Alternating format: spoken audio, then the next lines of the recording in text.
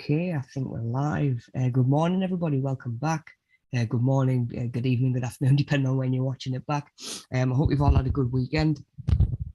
So we are back with week 7 of our level 2 course, where we are looking at developing skills, not just for employment, but for personal fitness and our own well-being as well.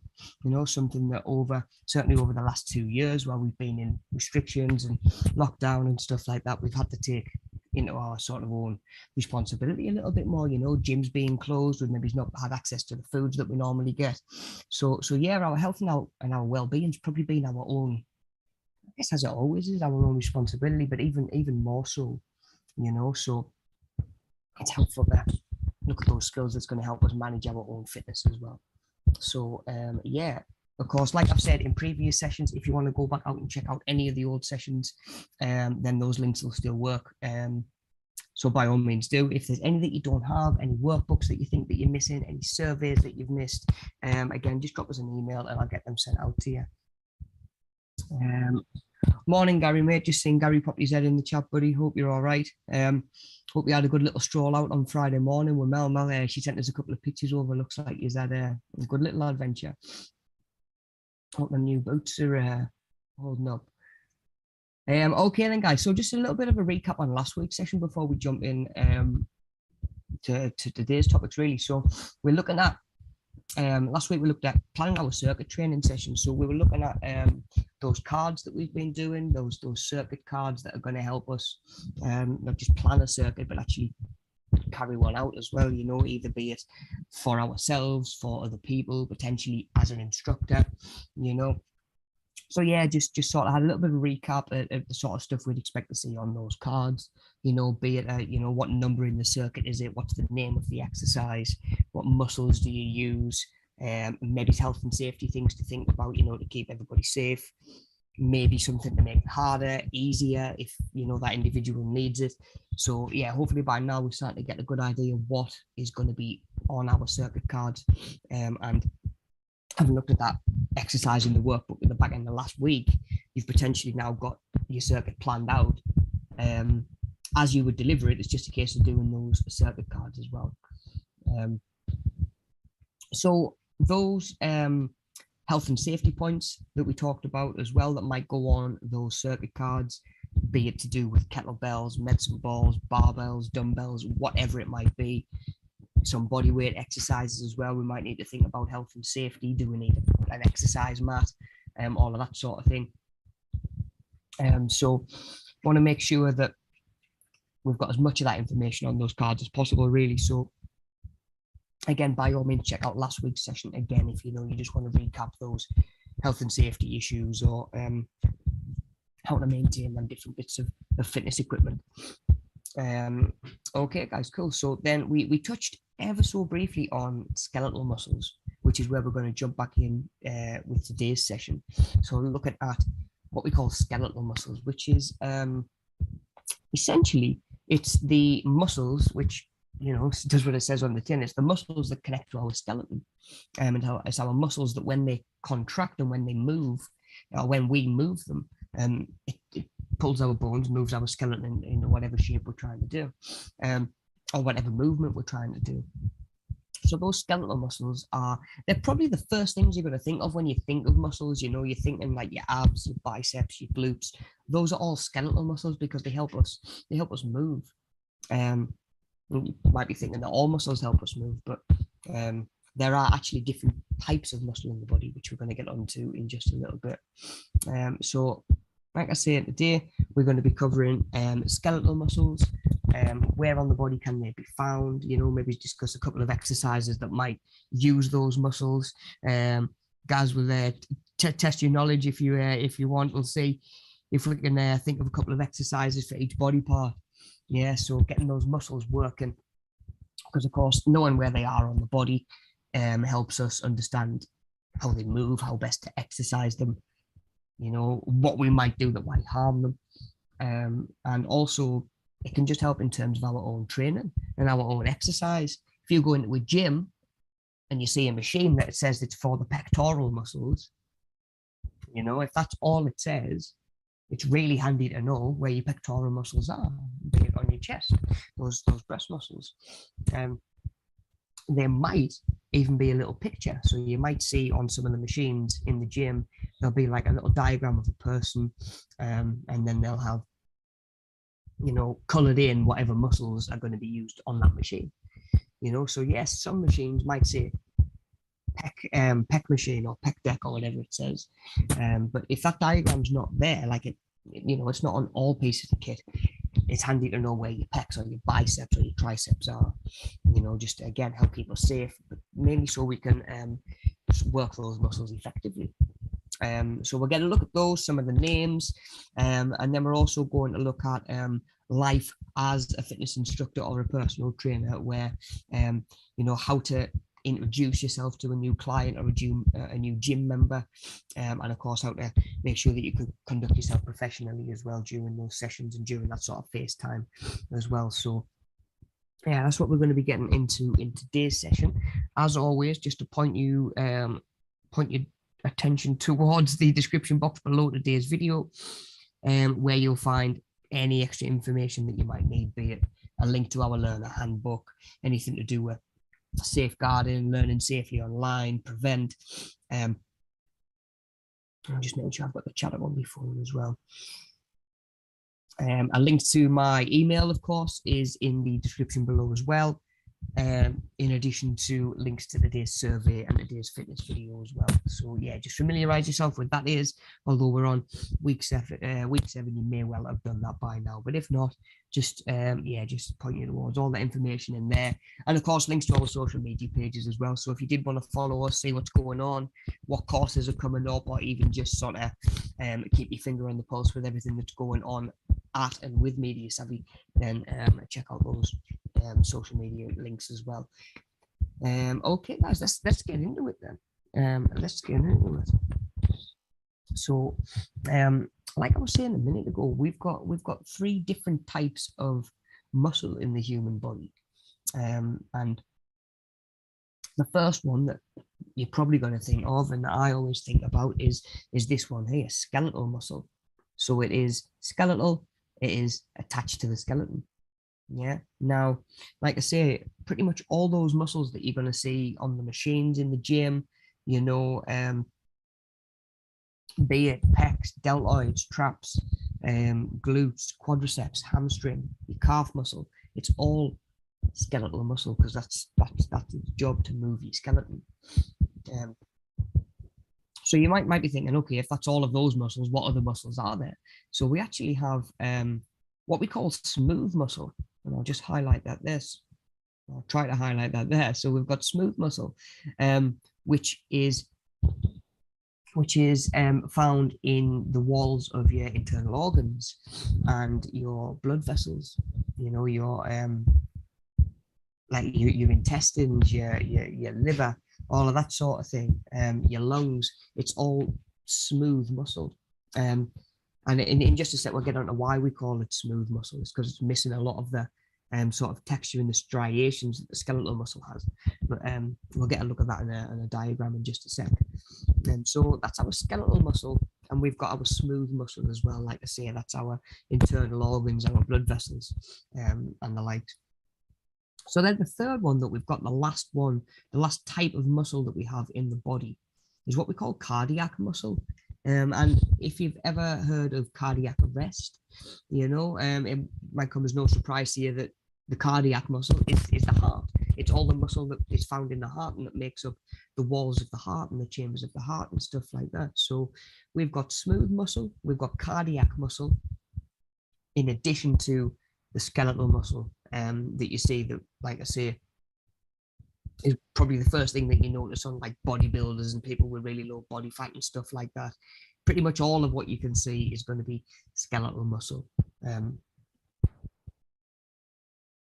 So yeah, I think that's where the sort of ideas come from, that we only have one type of muscle. Because if you were to say, look at that person, they're really muscular, you're probably talking about the skeletal muscles. Okay, so I guess one distinction really, there is one difference between these types of muscle as well. So we've got skeletal muscle is what we call voluntary muscle.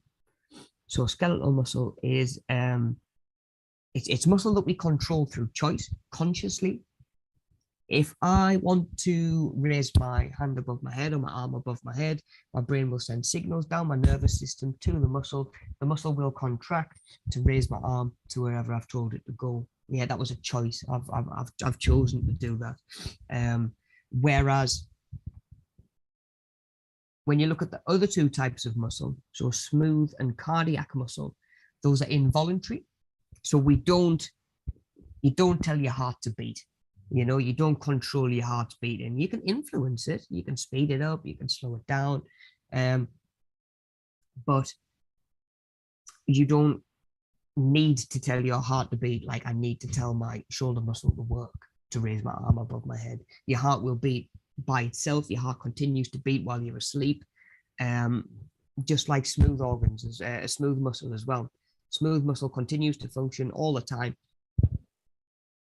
Outside of our control, really. Your stomach, you don't need to tell it to digest food.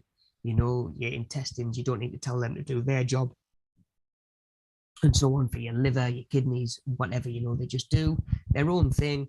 And that makes them involuntary muscle. So we've got smooth muscle and cardiac muscle, which are involuntary, do their own thing, totally independent. And then we have skeletal muscle, which is the muscle that we're in control of. It's voluntary muscle, and it's attached to our skeleton. Like I say, I've got, for example, not much of a bicep, granted, but I have a bicep here that starts up in my shoulder and attaches to my upper arm. Yeah, so if I want to move my upper arm to touch my shoulder, this bicep will get shorter and put my hand over so I can touch that. Yeah, that was a very conscious movement. Yeah, I've chosen to do that. So that is what makes that muscle. Skeletal muscle is voluntary muscle. So we can say at the bottom there, involuntary is a muscle that contracts without conscious control. Involuntary is a muscle that you choose to move. Yeah. Right, guys. Okay.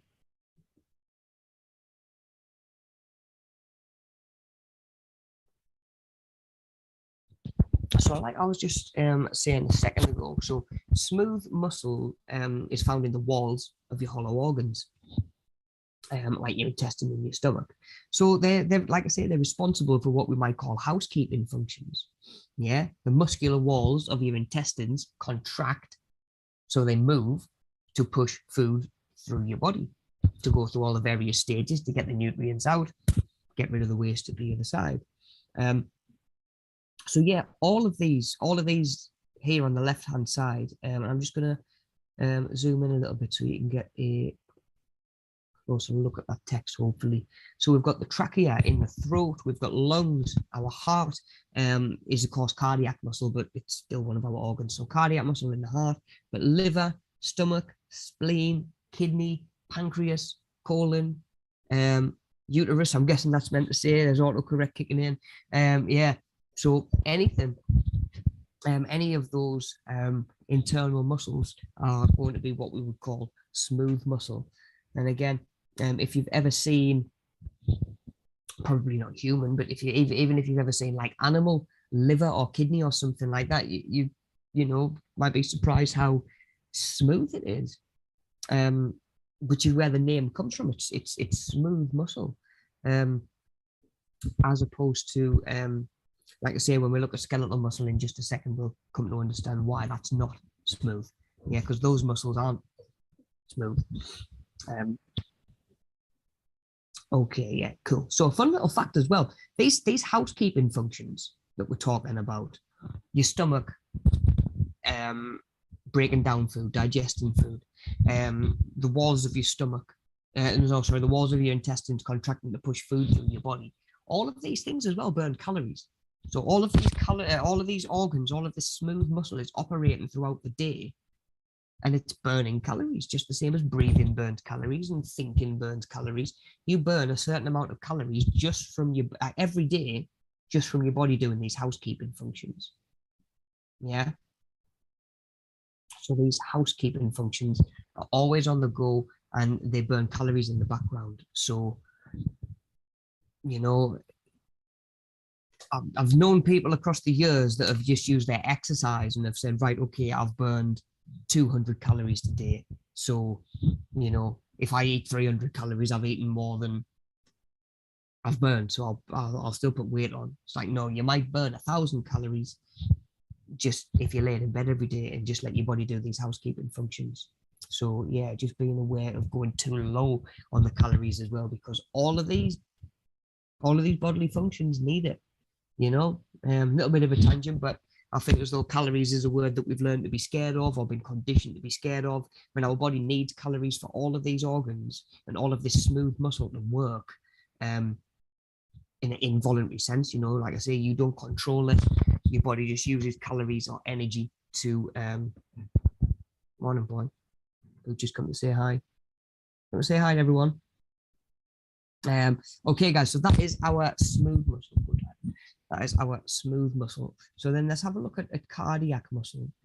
So cardiac muscle, and again, if you've done the pretty much any of the previous media study courses, we talk quite a lot about the heart and the layout of the heart, how it works, what its main function is. So of course, cardiac muscle tissue works to keep your heart pumping through involuntary movements. Again, like I say, you can jump, like, run on the spot for 30 seconds. That's going to increase your heartbeat and the rate of and your heart rate, but your heart will no attention. Okay, yeah, we'll just ignore him. Okay, guys, so this is one feature that differentiates it from skeletal muscle, which you can control. Like I say, you your heart will beat by itself. How fast or how slow you might be able to sort of manipulate a little bit or impact, but the skeletal muscle is the muscle that you're in direct control of. So the heart does it through specialized cells called pacemaker cells that control the beat and the contraction of your heart, which is where the artificial technological replacement of a pacemaker comes in. You know, maybe if maybe someone who's had an irregular heartbeat or something, they might put in a pacemaker, one of the machines that they tell you to watch out for if you're going through like airport, like metal scanners and stuff like that. So yeah, like I say, the heart is very much just going to do its own thing. From the moment, like from before we're born, really, from well before we're born to our last moment, really. So kind of relief that we don't need to voluntarily tell it to beat. I can't multitask at the best of times, never mind trying to control my heartbeat as well. Okay, guys, so that's our smooth and that's our cardiac muscle as well, and that's the main difference between them. Is that obviously cardiac muscle found in the heart, smooth muscle found in the rest of our internal organs. Okay, so let's move on and look at skeletal muscle then. So like I say, this is the sort of muscle that you're probably thinking about or considering when we're talking about muscle. Certainly the first that's gonna spring to mind or pop into your mind. So skeletal muscles are the only voluntary muscle tissue in the human body. Yeah, so it's the only muscle tissue that we have that direct control over. And we control every action that a person consciously performs. Most skeletal muscles are attached to two bones across a joint. So exactly like I demonstrated a minute ago, starts here, ends there, it's across the elbow joint, and then when it gets shorter, it pulls these two bones closer together. Yeah. So that is exactly what's happening there. This skeletal muscle shortening and voluntarily pulling my arm in towards my head. If I want to go the other way, again, it's a conscious choice, but this time the triceps going to get shorter, almost like you've got a rope on there and you can pull it and your arm comes out. So the whole body or the whole skeleton really is just like a whole sophisticated rope and pulley system. You know, it's all leverage and it's all pivot points and stuff like that. Something that's always stood out to me is quite quite interesting and quite fascinating actually, and like the biomechanics of it all. But that is our skeletal muscle. And if I get a little, oh no, if I get a little zoom in, there we go. Try again. If we get zoom in there, we can see on these skeletal muscles now, wherever they may be on the body, they've all got one thing in common, and that's all these almost sort of like strips running in a certain direction or running in the direction that the muscle moves. You know, we can see on the glutes, they're running sort of laterally or horizontally. On the abs, they're vertical because that's how the abs stretch. Yeah, so if you would do a sit-up, think about what these would look like. They would stretch as you lean back towards the floor, and then they would contract as you're sitting up. Yeah, so we can see these sort of marks that we call striations, really, and it's the individual sort of like fascia of the muscle. So that is why this muscle isn't regarded as smooth muscles. So we can see the difference there in, you know, looking at like a pectoral muscle, like I mentioned earlier, this chest one. You know, we can see the striations. They run out from the center of the chest out towards the armpit. Excellent. And then you go back to the smooth muscle. Now, obviously, that's not a real picture either. But again, if you've ever seen real like animal liver or kidneys or something, you'll know exactly what it looks like. But it is smooth. You know, that smooth name makes total sense, especially when you look at skeletal muscles and realize that they're the complete opposite, really. So we've got these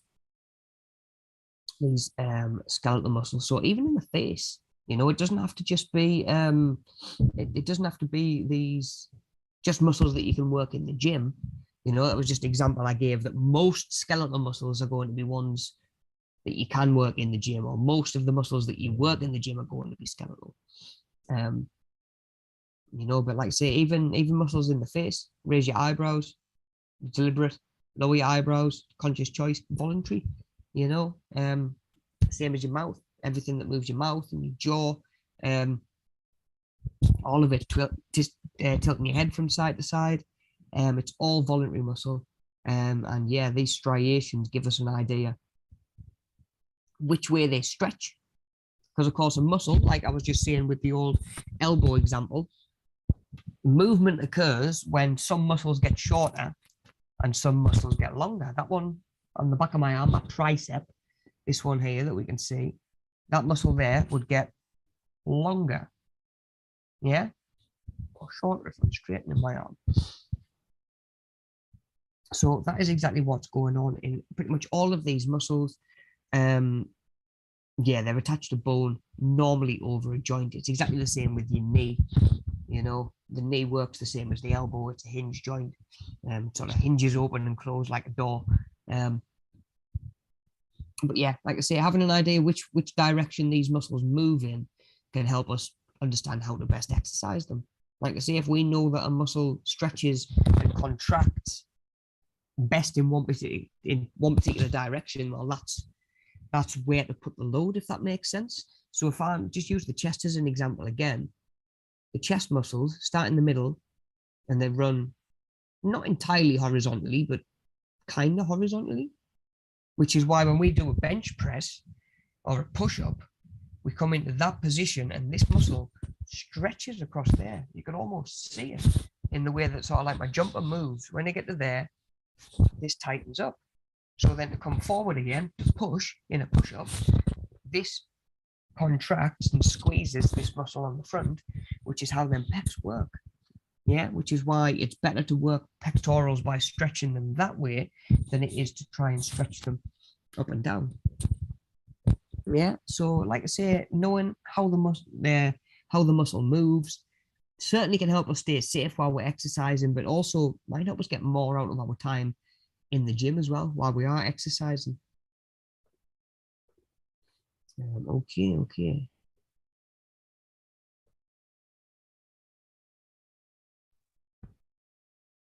Right, guys. So we've had a look at this sort of model on the left-hand side. And sort of had a look at. I mean, there's more muscles, individual muscles there, than we've got time in the whole course to go over. The amount of muscles, individual muscles in the human body is pretty amazing, truth be told. So what we're going to focus on is going to be major muscles, which are probably more likely than not going to be the muscles that you look to exercise in the gym. If you're looking online and you're saying workout, it's going to be talking about stuff like pecs, abs, biceps, quads, deltoids, glutes, hamstrings, and whatever. So, like I say, it's handy to know where on the body they are. You might want to do a workout that's just lower body. You might want to work on your legs, but what you put it this way. So I had clients that used to come into the gym, and I would say to them, like, what do you want to do? What's your goals? What do you want to work towards? And they would say, oh, well, I want to work on my legs a little bit. So it's like, right, okay. You get a good sort of a balance of the whole leg, getting all those leg muscles worked out. And then eventually it was, oh, well, really, I wanted to work on me quadriceps, which is the front of your thigh. Or I wanted to work on my calves and get my calves a little bit more toned or something like that. So having an idea of specific muscles can really help. You're not going in the gym looking for upper body machines all of a sudden.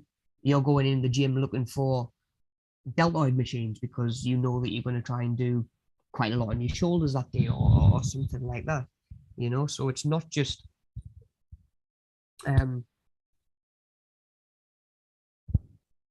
maybe just going in and sitting on the machines and seeing what the machine says. What body part does this work or whatever it is? It's handy to know what those muscles are, where they are on the body. And then from there, you can start to learn, okay, what exercises actually challenge them and will help us develop them. So, guys, if you're still there or anybody else that may well be in the chat, does anybody want to have a guess where any of these muscles might fall on this individual on the left-hand side? So where would his pectorals be? And I might have given that one away already this morning. Where would his abs be? Where's his biceps? Where's his quadriceps? Where's his deltoids? Where's his deltoids? Let's have a little think. I want you guys to ponder that one over for a sec. Which of these words have you come across before? Have you come across any of these words before? I would be surprised if you haven't come across one or two of them, but it's not impossible. Even just sort of in culture, in like pop culture and movies and stuff like that, there's certain muscles that come up more often than others. So yeah, where do we think these would go? Have a little guess. Have a little, even if you just have a little point at the screen, try and match them up. We've got, right. In fact, you know what? I'm even going to go one better. I'll give you a clue. I'll give you some clues. Okay, so the muscles that we have to choose from are the shoulder muscles, the chest muscles,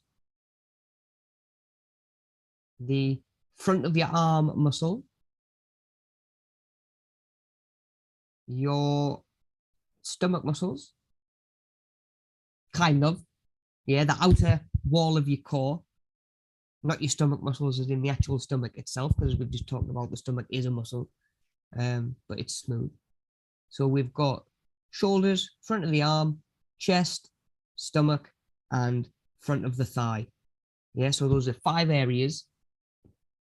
See if you can assign any of those 5 to the right name. So shoulder, front of the arm, chest, stomach, front of the thigh. I'll give you just another minute or so, and then we'll whip through these and we'll move on.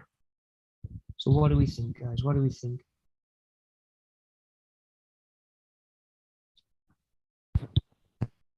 Okay, so let's go over one that I know I've given away already this morning. So I know full well we mentioned these earlier. So the chest muscles, these ones here. See if we can get a zoom in again.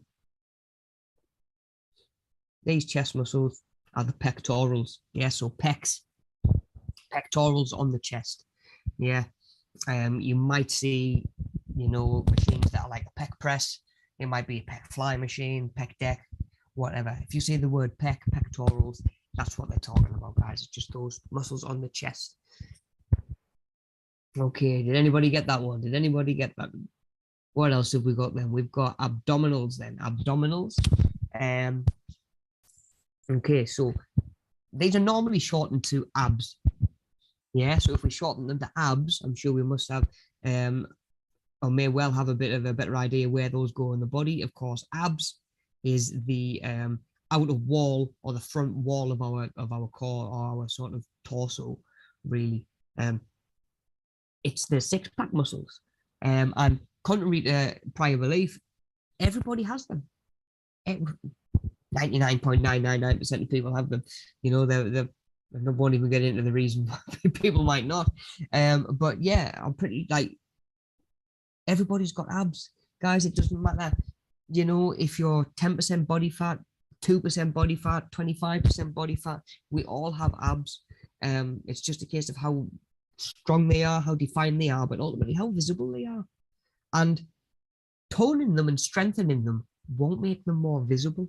It just comes down to what amount of body fat is sort of covering them, you know. And truth be told, it doesn't take a high amount of body fat to start to hide your abs and your abdominals.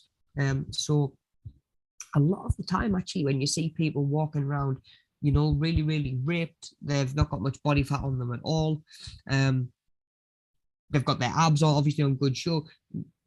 That's not always a picture of health, if that makes sense. You know, just having abs doesn't necessarily make something healthy. It just means it's low in fat to cover them.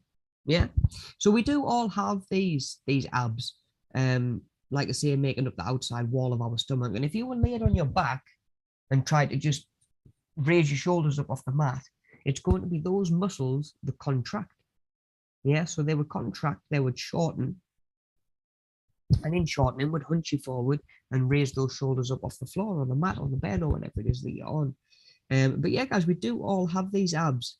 You know, I've heard it a lot over the years. Oh, I've got no abs, I've got no pecs or whatever it is. And you do, they're there. It's just a case of how developed they are and how visible they are. But yeah, guys, like I say, having visible abs very often comes at a cost that to the majority of people isn't worth it, you know, and that's everybody's own choice to make. Yeah, we should be striving to be healthy and to be active, but you know, if you're healthy and active, who cares if you've got abs or not? You know, you might, and then that's entirely up to you. But yeah, like I say, don't feel as though walking around with abs year round is the only way to be healthy or to be considered healthy either. But yeah, guys, we all have them. They are these muscles that make up the outside of the front wall of our torso, like I say. Okay. Next one from there, bicep. Did anybody get bicep? So bicep is on the front of the arm.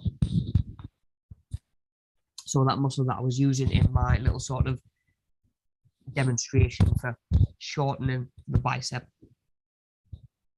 and bringing this hand in towards my head or my shoulder or whatever it is. So that's the bicep. You know, it's the muscle that even, like I say, pop culture and stuff like that. You know, I'm pretty sure most people have heard of a bicep. Whether we knew where it was or not is a different story, but I'm sure it's a word that most of us are familiar with.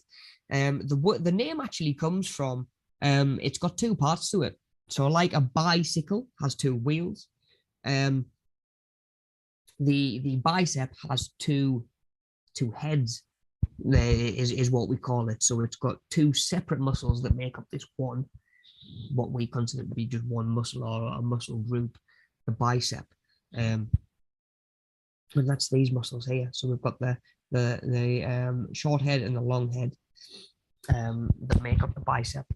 So yeah, that's where the name comes from. Bi meaning two, two-headed muscle. Same as why we call the tricep the tri muscle. There's three of them. Okay, guys, cool. So that's the pectorals on the chest, the abdominals on the front of the stomach, the bicep on the front of the arm.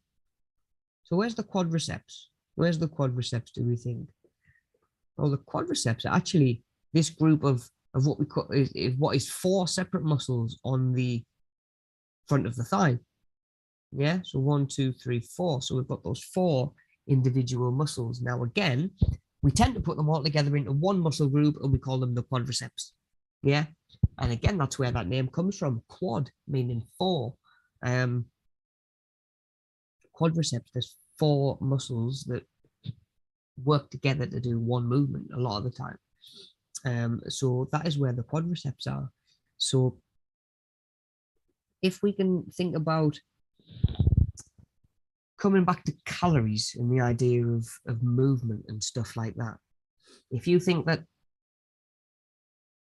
even the most basic movement, like I say, blinking, raising your eyebrows, uses energy and calories. So in terms of burning calories through movement, consider doing a bicep curl.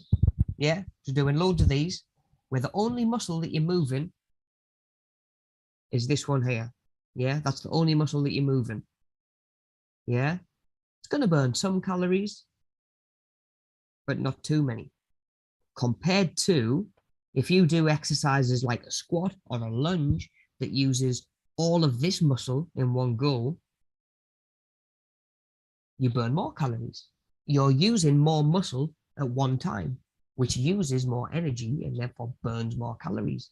So if you're trying to lose weight, burn calories, anything to do with calories really, it's a good place to start with looking at lower body exercises, because you use that much more muscle and burn that many more calories. You know, it's exactly the same. If I do a little front raise, it just works this little muscle on the front of my shoulder. I'm not using anywhere near as many calories as I would be if I was doing a squat and using not just these muscles, but also some muscles on the back of the body as well, which we'll get a look at in just a second. So that's a handy way to sort of visualize why what I call bigger exercises or exercises that use more muscle in one go are better for calorie burning, because you use more muscle to move that much. You use more calories and more energy, sorry, to move that extra muscle. Okay then, so that is the quadriceps. The last one that we had for the front of the body was the deltoid, and the only one we haven't matched it up with yet is the shoulders. Yeah, so we've got the deltoid again. So we have 3 deltoids on each shoulder. So we have the front deltoid, this one here. We have a separate one on the side, a side deltoid. See if I can zoom in again. So main deltoid, like front deltoid, second deltoid. And then we actually have one on the back as well. Yeah, so we have range through that sort of movement out to the side, and we can retract our shoulders and our arms as well if we want to put them sort of back and behind us, or even pulling things in towards our head uses that muscle on the back of your shoulder a little bit. So those are probably the more common ones that you're going to come across when it comes to certainly gym exercises, machines and equipment and stuff like that. Those are the main ones on the front of the body that you're probably going to want to exercise. We can see these ones in the neck here, but those muscles are more right on the back of the body, so we'll get a look at them in just a second.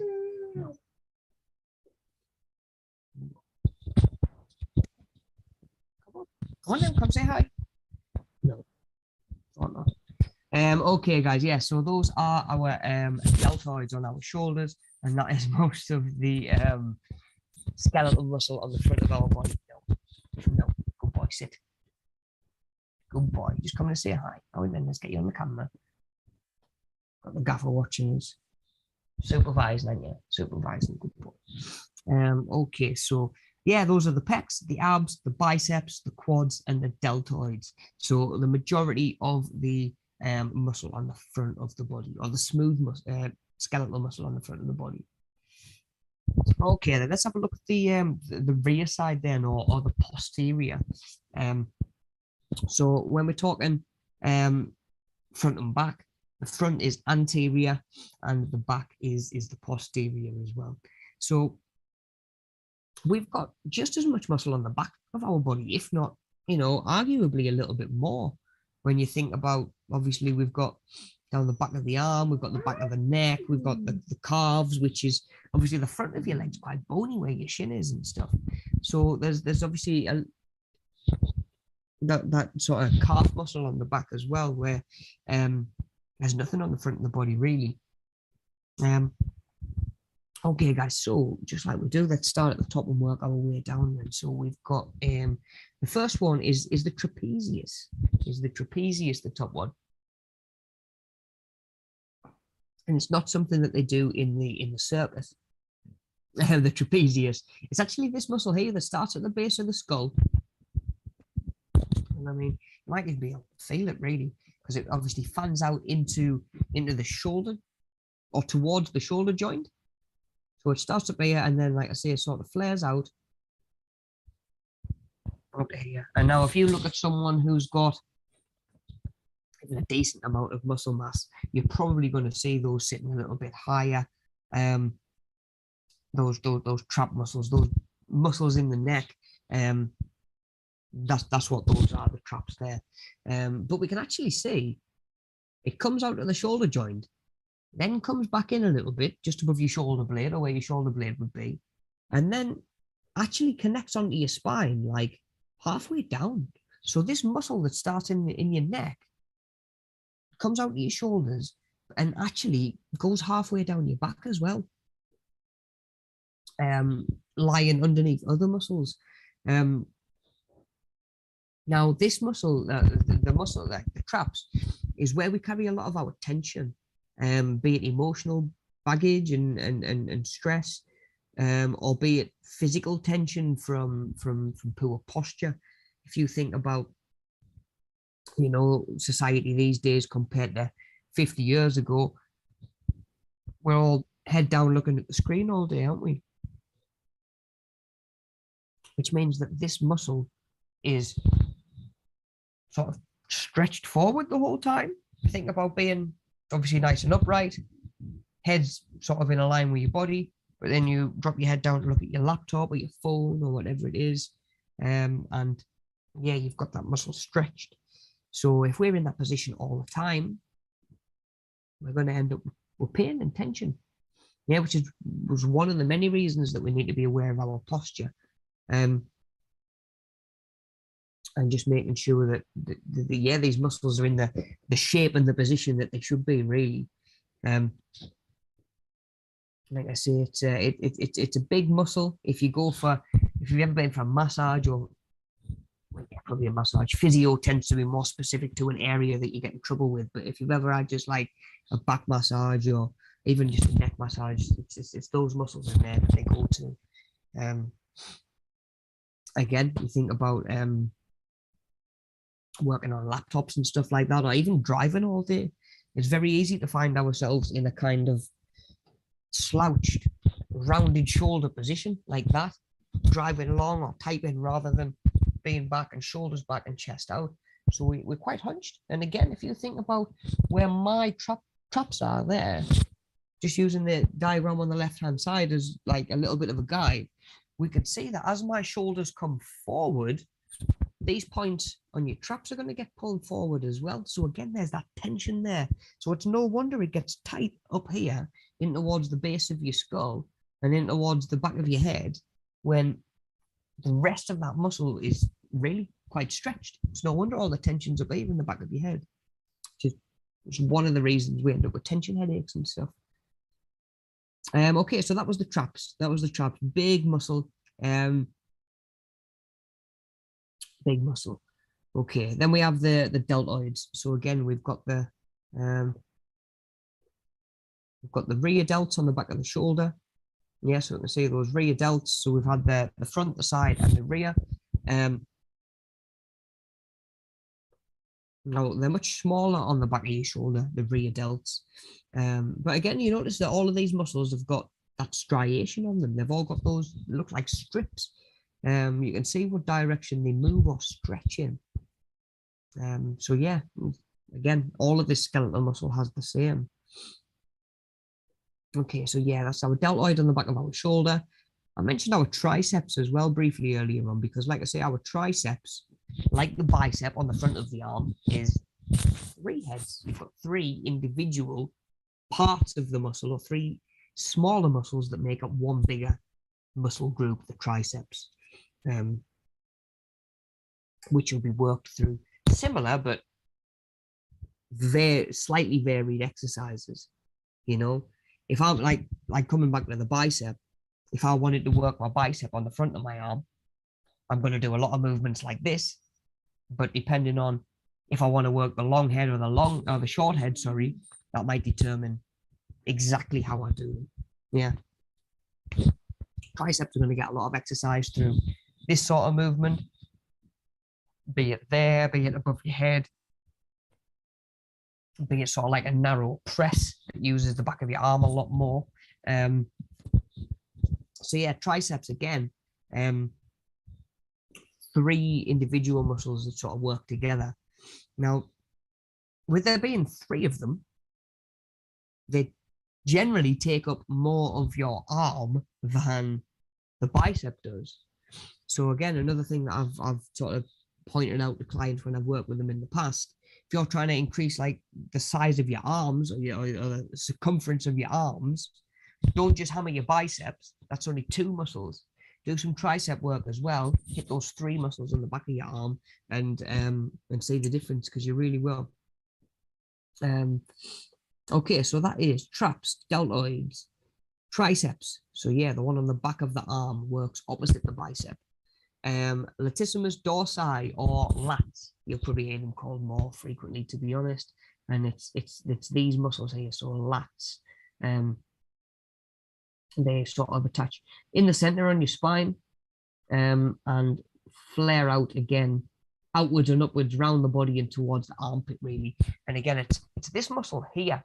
So again, if you've ever seen like really sort of athletic people, they've got like that V-shaped waist, or really small waist, but then like almost like wings sticking out like under their armpits.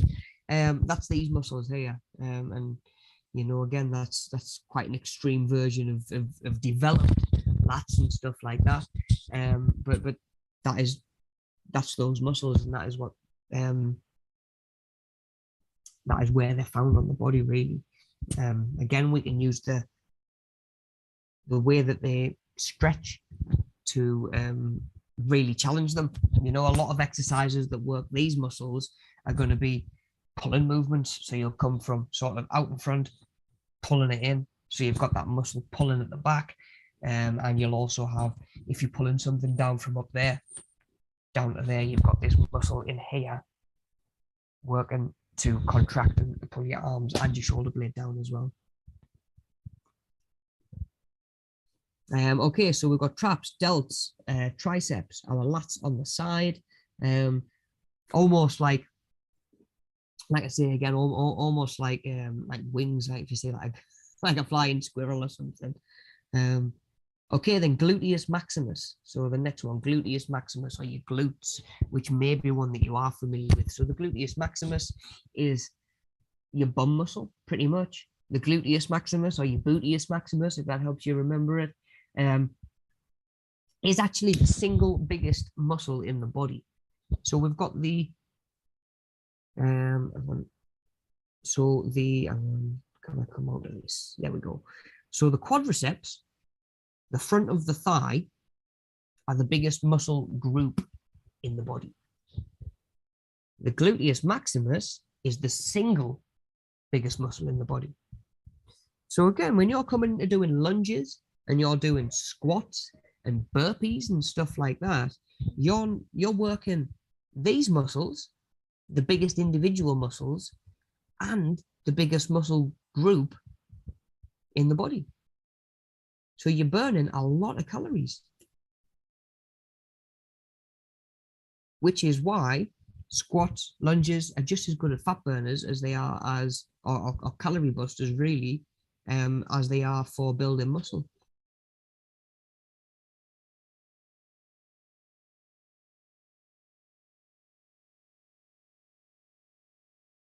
But okay then guys, so we've got just a couple more to look at on the rear side of the body.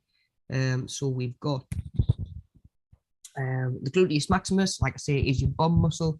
We have got the hamstring as well, which is on the back of your leg, working opposite the quadriceps. So the hamstring is again, it's another group of smaller muscles that come together to make the hamstrings. And it's this one on the back of your leg. So imagine if you were stood up, both feet on the floor, totally straight, and if you tried to lift your one foot and bend it so your heel came up towards your bum. Yeah, so you stood like that. You're going to bend your leg. Your heel is going to come up towards your bum. It's that muscle on the back of your leg that's contracting to make that happen. Yeah. So these muscles getting shorter, of course, is going to bring the heel up and closer towards the bum. Yeah. Now, your hamstrings and your quadriceps, so the back and front of your thigh, work exactly the same as your bicep and your tricep. Yeah. As the front gets longer or shorter, the reverse does the opposite. Yeah. If you had your knee bent and you straightened your leg, it's using these muscles here. Yeah. To bend your knee again, you use the hamstring. Yeah. So the hamstring is the back of your leg.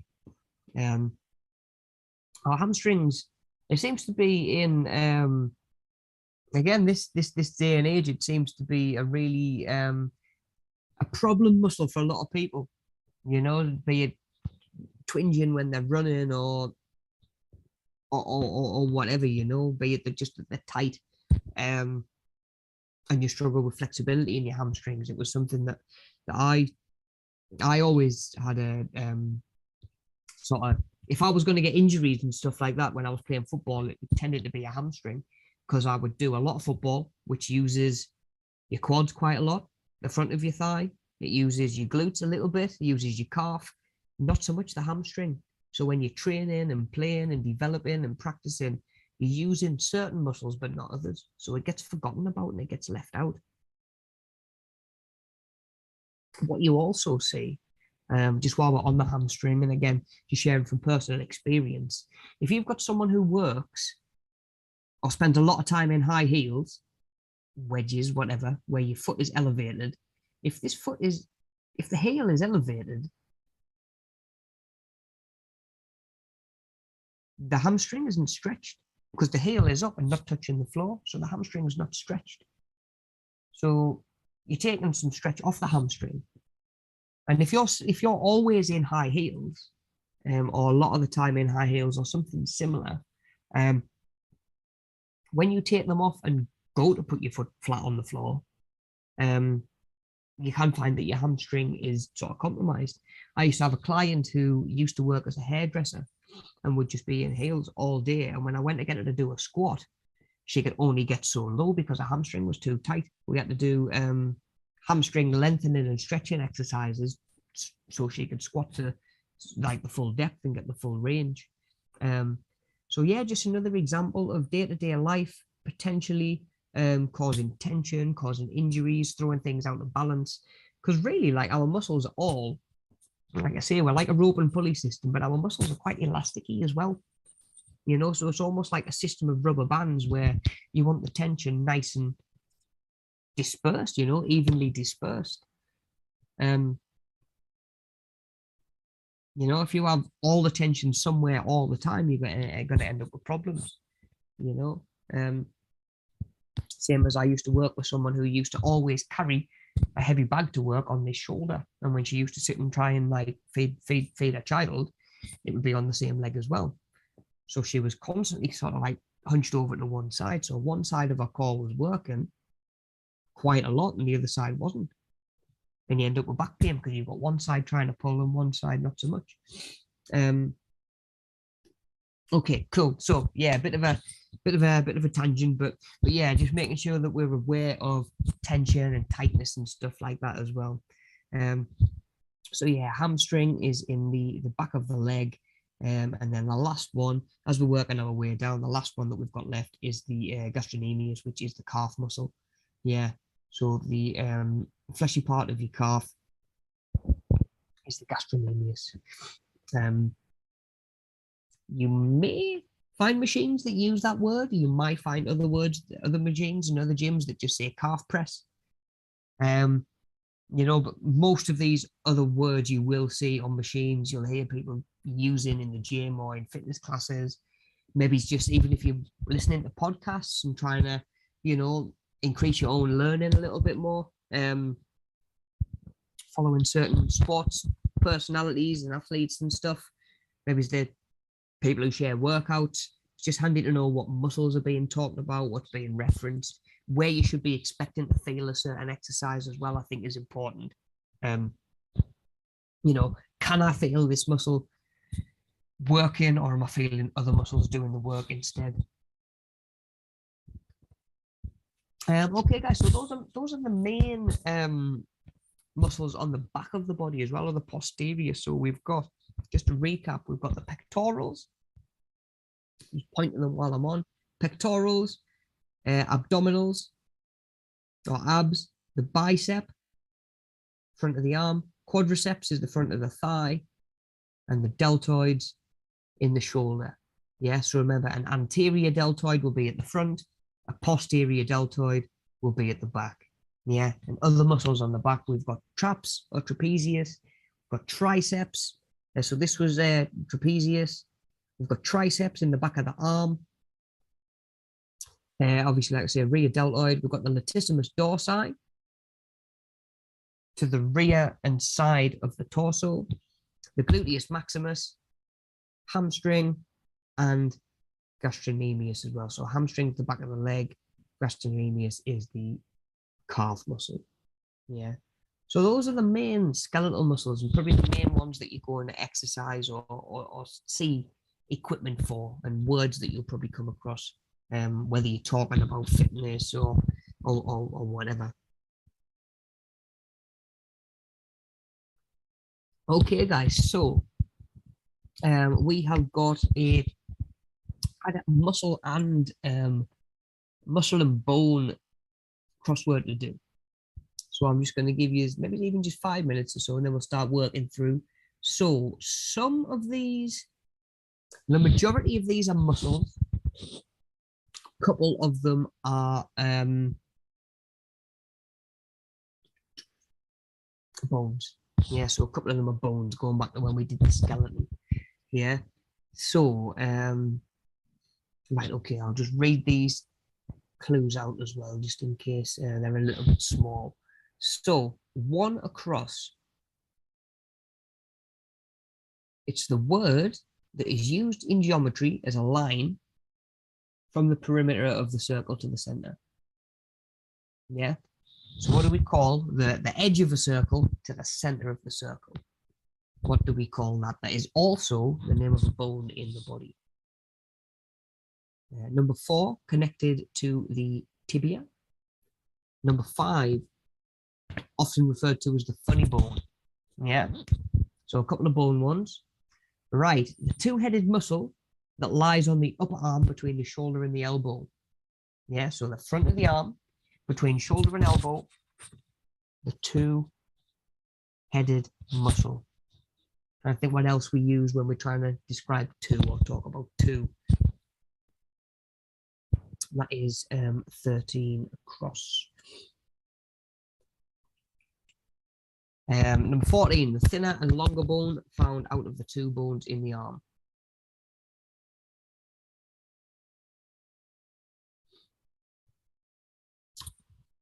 So that'll be the upper arm or the forearm, sorry, the lower arm. So which is the thinner and longer one of the two? Yeah, can we remember that from our skeleton?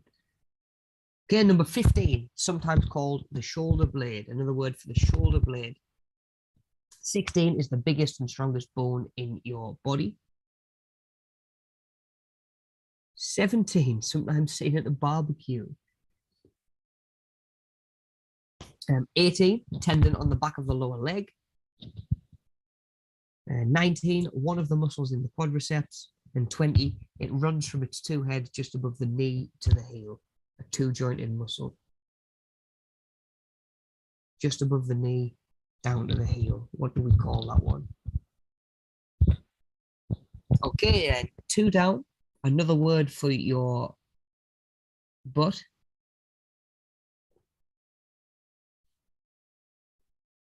Number 3 down, also known as the abdominals or the abs. Yeah, so abdominals or abs. 6, the large muscle group that contains 4 muscles. So again, think about what word do we use or what prefix do we use if we're talking about 4 something. Apart from just a car, what might you call a bike with 4 wheels?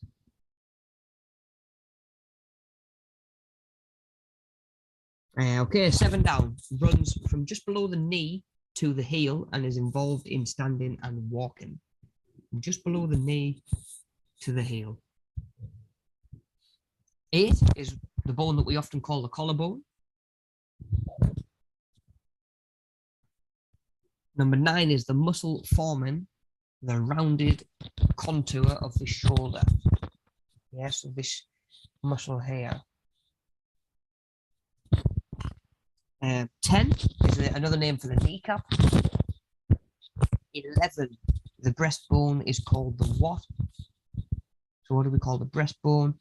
And the muscle principally responsible for straightening the arm or extension of the elbow. So what muscle straightens the arm out? If I've got my arm bent, if I've straightened it, what muscle have I used to straighten it?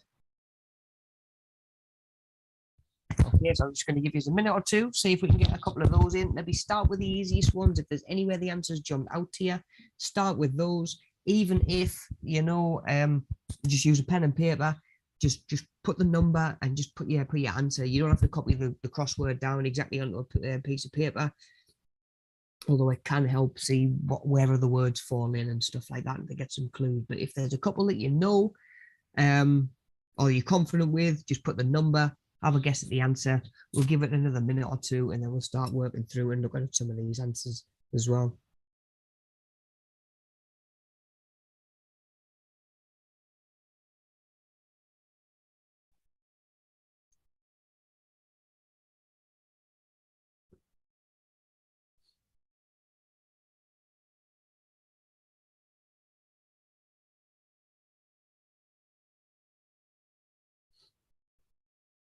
Okay then, guys, so let's start working through some of these, see how many we've got.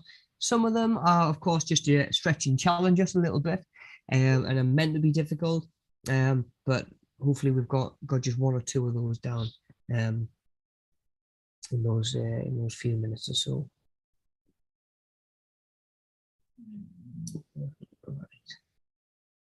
Dog's still whinging now. Okay then, guys, so let's spin on and see what we can find.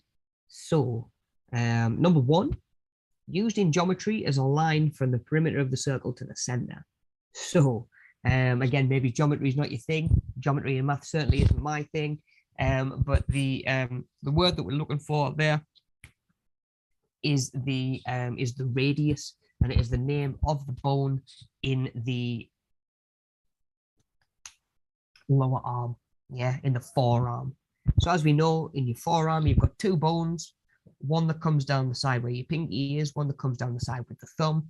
The one where the thumb is, that is your radius, yeah, that is your radius. So number 1, as we can see there, was radius.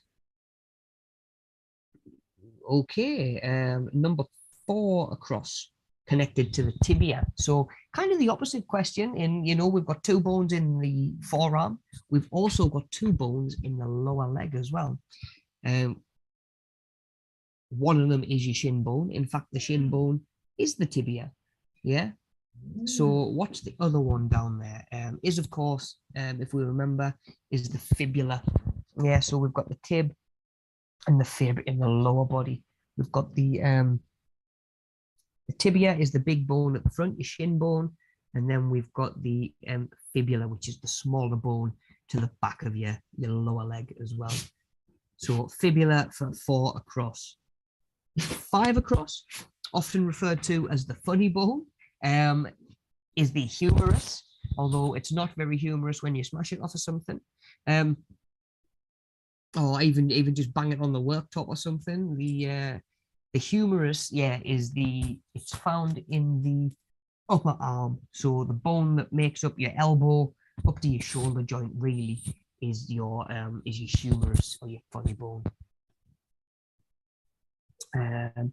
Okay, so that was 5 across, humerus. 13 across, the two-headed muscle that lies on the upper arm. So upper arm, between the shoulder and the elbow. Yeah, shoulder and elbow. Yeah, the two-headed muscle. If we remember what we used to this for words with two, it's biceps. Yeah, so 13 across is biceps.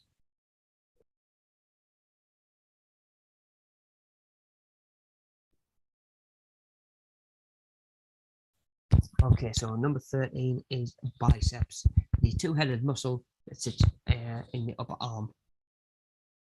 Okay then, so number 14 across, the thinner and longer bone found in the two bones in the arm. So remember we said we've got the two bones in our forearm. We know that we have the radius following down from the thumb. The thinner and the longer of the two bones comes down from the little finger, like I said a second ago, and that's called the ulna. Yes, so if we remember, that's the ulna. 14 across. 15, sometimes called the shoulder blade. Again, if we cast our minds back, that is the scapula. Yeah, so the scapula is the fancy scientific word for the shoulder blade. So that is your scapula. 15 across. 16 across, the biggest and strongest bone in your body is the femur. So 16 across is the femur. And just to recap, the femur is the big bone between your hip and your knee. So it's your upper thigh bone, really. It's the biggest and strongest bone in the body, the femur. Okay, 17 across. Sometimes seen at a barbecue is, of course, ribs. We use our ribs to protect our internal organs. We like our heart and our lungs specifically. We have our rib cage, which are actually on the rib cage, in between the ribs, we actually have muscles as well there, which we call intercostals. So they sit between your ribs. It's easy to forget, actually, because every time we see a picture of ribs on a skeleton, they're exactly that, they're bones. It's easy to forget that it's not just the rib cage, there's actually muscle between those ribs that stretch. Behave. They stretch as we breathe in, and your chest cavity expands, and then as you breathe out, those muscles contract again.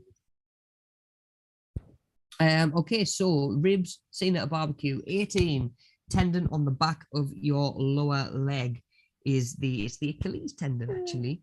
Bit of a trick question there, because it's not actually a name of a muscle, it's the name of the tendon itself. It's the Achilles. Now it's quite a famous one, it's quite a common one. You see quite a lot of sporting injuries might happen to the Achilles, and of course there was the old, I want to say off the top of my head, Greek hero, the Achilles heel, where it came from in the first place. So that is if that's not anything you've ever come across, it was this Greek warrior, mythical Greek warrior, who was pretty much unbeatable, invincible, apart from his one weak spot, which was back of his heel, which is where we now call the Achilles, after the guy who Achilles the hero. Yeah, there's the classics nerding is coming out a little bit there, the classical civilizations, but that is where that name comes from, and that is where we find it, the Achilles tendon, right at the back of your heel. You can actually feel it sort of move as you sort of flex your foot, bring your toes back towards your shin and point them away. That's coming from the Achilles tendon there. Okay, so Achilles is the tendon in the back of the lower leg. 19, one of the muscles in the quadriceps is the hamstring. Yeah, so we've got the hamstring on the back of the leg. Number 20, it runs from its two heads just above the knee to the heel, is a two-jointed muscle. So it runs, so it's got two heads like the bicep, just above the knee, down to the heel. Yeah, can't be at the front of the shin because there's no muscle there. Feel it, that's where your shin is. So it's got to be on the back of your leg, which we know is the calf, which is also, as we learned on the last slide, the gastrocnemius. Yeah, so the gastrocnemius is the calf. Yeah, so from the knee down to the heel, a two-joint muscle, which only means it runs across two different joints. Yeah, so it goes from above the knee to below the knee, and it goes from above the ankle to below the ankle, so it goes across two joints. Okay, so those are all the across questions. So let's get these down ones done. So where are we starting now? 2 at the top, I see. Okay, 2 down. Another word for your butt is your glutes or your gluteus maximus. Yes, any of the above would be acceptable. Yeah. Any variation on the glutes, really. 3, also known as the abdominals or abs. So I know we've talked about abs, we've expanded it to abdominals.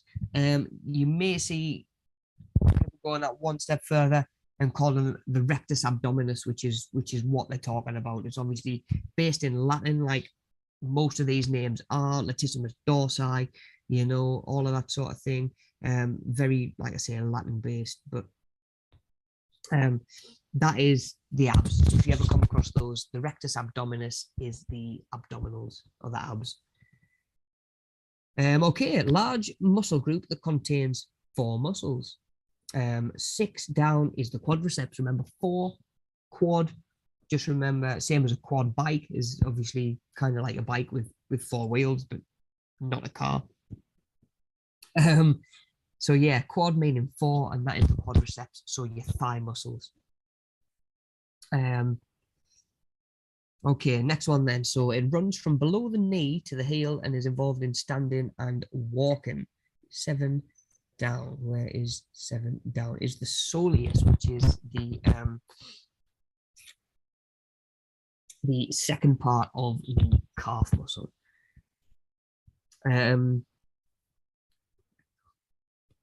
Right, guys, hang on. Bear with us 2 seconds and we'll go back and we'll have a look. Right. So where we've got calf. So we've got, this is your main calf muscle, yeah, the gastrocnemius. There's a little one here.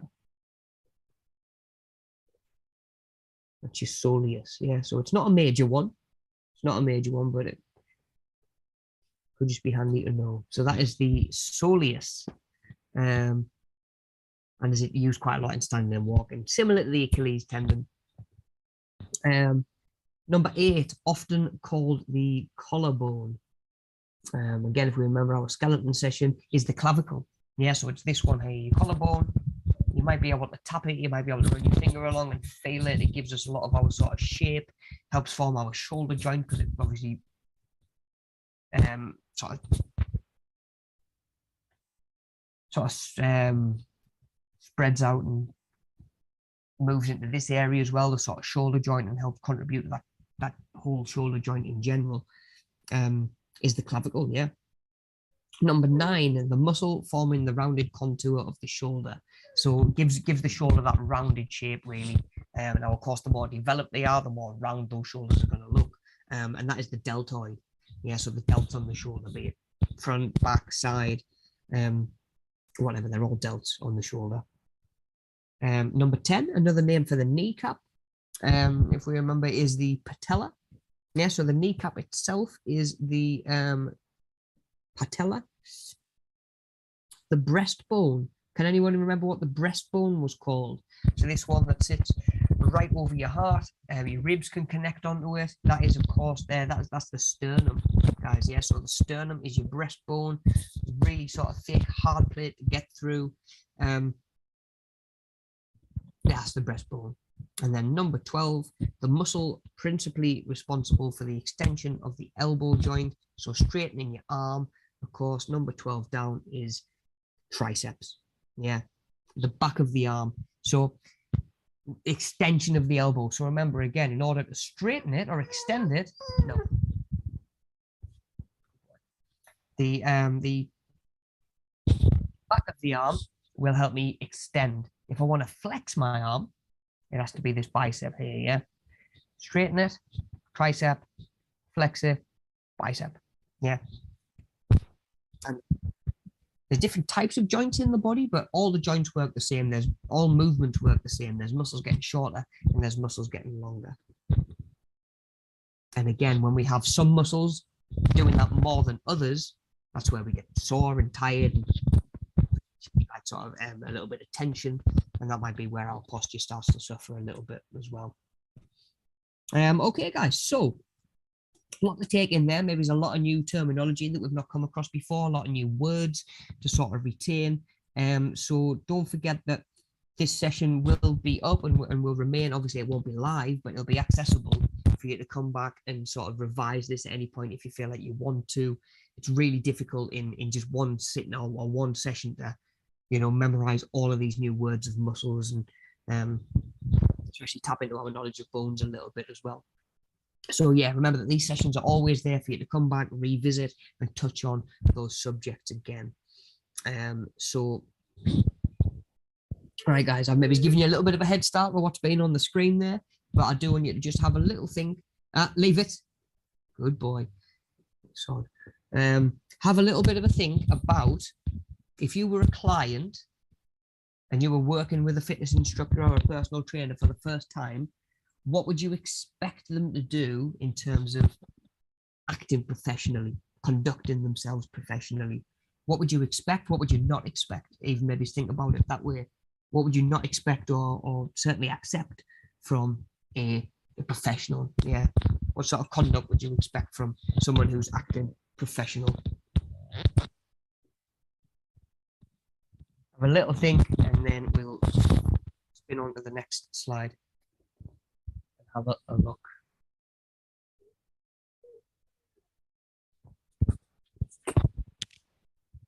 Put this on the kitchen.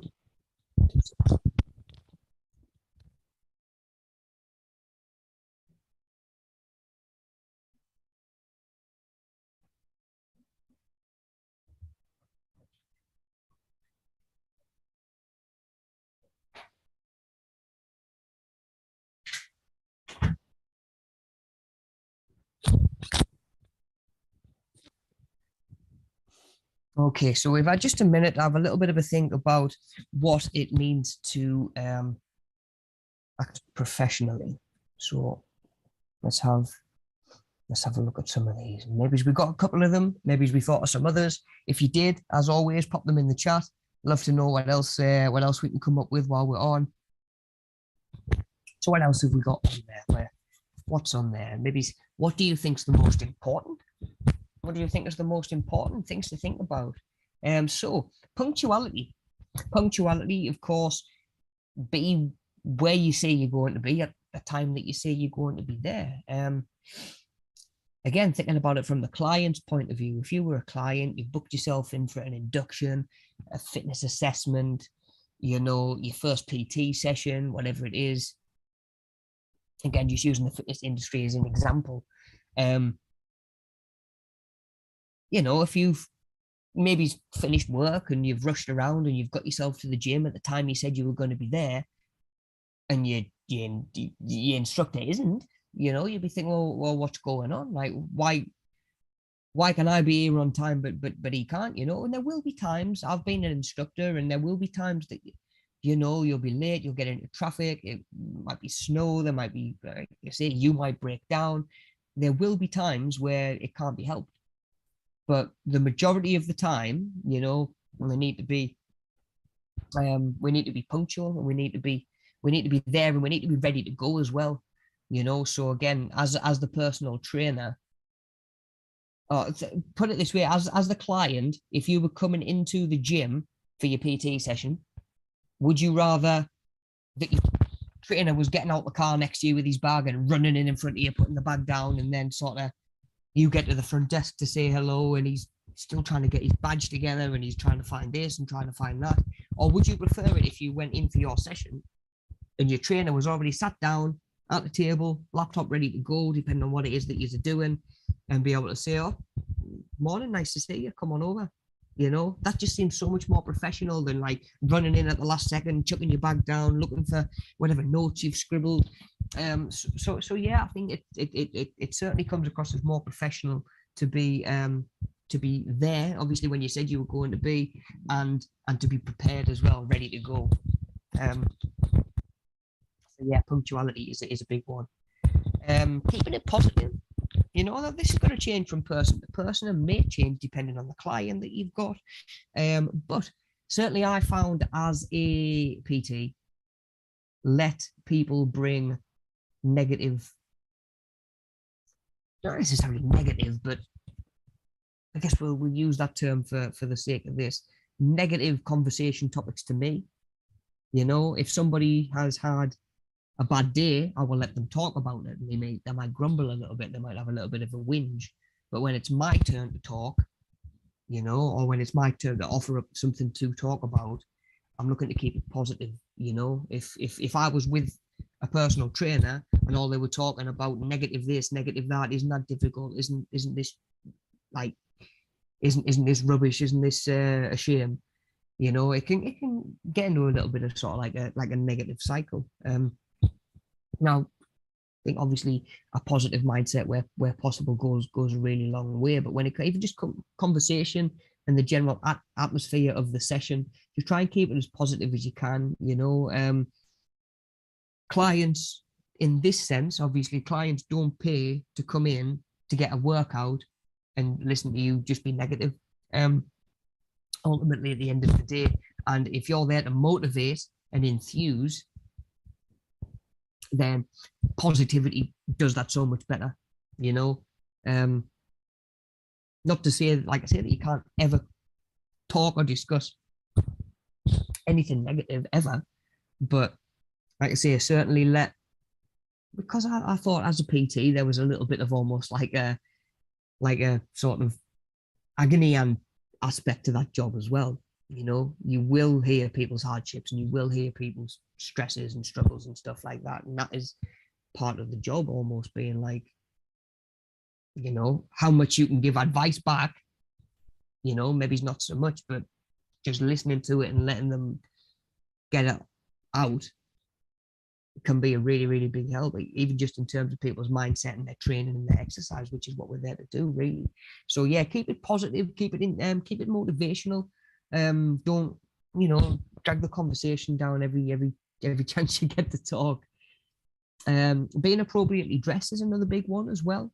Again, linking it back into punctuality. If I run into the gym at the same time as my client and said, "I'll be 2 minutes, I'm just going to go and get changed," how does that look? You know? Whereas if they come in, I'm already sat there in my gym gear ready to go, right, let's go. I've got your bottle of water, I've got your towel, right, let's go for it. But not just that, but not just being dressed on time, obviously, but thinking about what you are wearing. You know, I've seen personal trainers do a workout in their own shorts and their own vest, and then they have a client straight after, so they just stay in the same kit. You know, whereas for me, I always wanted to go get changed, you know, maybe have a shower, get myself sorted, get myself back into my uniform that represented my job, not me on the gym floor. It would be exactly the same as, you know, if I went to the gym as a PT or to run a fitness class, if I turn up in a pair of jeans or black shoes, you know, it's going to impact my ability to do my job. So I do need trainers, I do need joggers, or tracksuit bottoms or whatever it's going to be, like sports suitable clothing. You know, like I say, make sure you're appropriately dressed. And like I say, you're setting a good example as well with that dress code. Listening and lending a hand, I guess, kind of linking to kind of what I was saying when it says about keeping it positive. You're going to build a relationship with somebody, especially in this one-on-one personal training capacity, but even as a fitness instructor, probably even just as a member of staff in the gym, you know, you will build relationship with clients and gym members and stuff like that. So learning to listen, obviously lend a hand where you can, maybe, you know, that little bit extra if you can. If someone's saying, look, I'm really enjoying my sessions, but when I come to the gym, when I come by myself, I don't really know what I'm doing. Then you can say, well, hang on, then I'll write you some exercises down or a couple of sessions that you can just pick from when you come in. It's like, okay, thank you, I appreciate that. So that goes a long way, you know. And like I say, listening is a big one. Not always listening to respond, but just listen and make it clear that you're listening.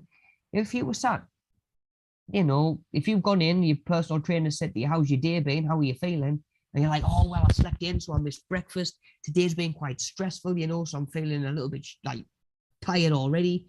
If you're telling him that and he's just texting on his phone and not listening, you'd be like, well, what am I bothering for? You know, why am I telling you this when, you know, although it might be information that might affect my session, you're not listening. You know, and the next time you're probably going to be less likely to listen. Now, it's a shame that over the years I've seen this become a little bit of a pattern where I think a client just gets used to a trainer not listening. You know, and you see trainers just stood on their phone like the whole session, and all they're doing really is counting reps. It's not PT to me anyway.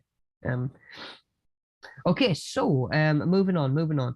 Learning from mistakes is a big one as well, and now of course that is life in general, not just the health and well-being industry or health and fitness, but learning from mistakes is a big part of being human.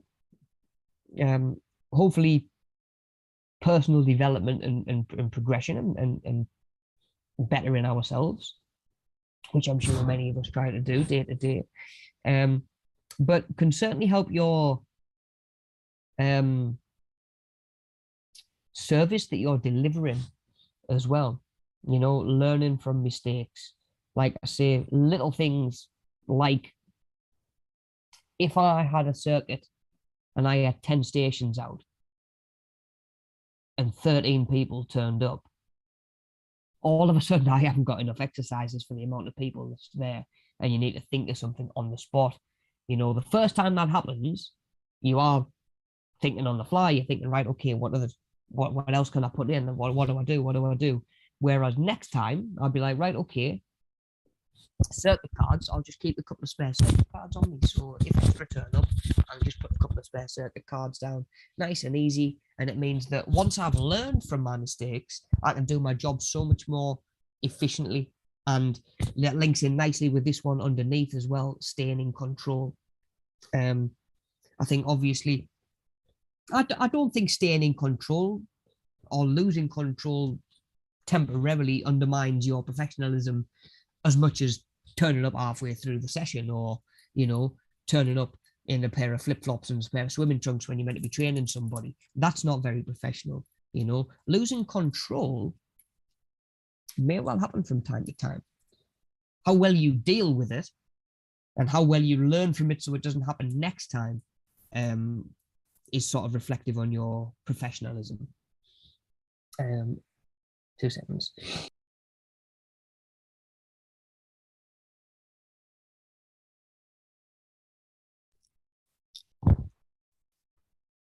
I was opening a throat sweep, and I thought the last thing you needed was the rustling, like some ASMR video. Okay. So yeah, staying in control. There will be times where certainly that's harder. There will be times where, you know, it might not be the case for however long. It might be a few seconds. It might be the remainder of the session. All sorts really. So again, how you manage it, and like I say, how you learn from your mistakes to hopefully make sure it doesn't happen again. Using the same analogy, if I'm doing a circuit, there's no circuit cards down, so people don't know what numbers they're going to be on. I maybe haven't told people at the start of the session how many stations there are.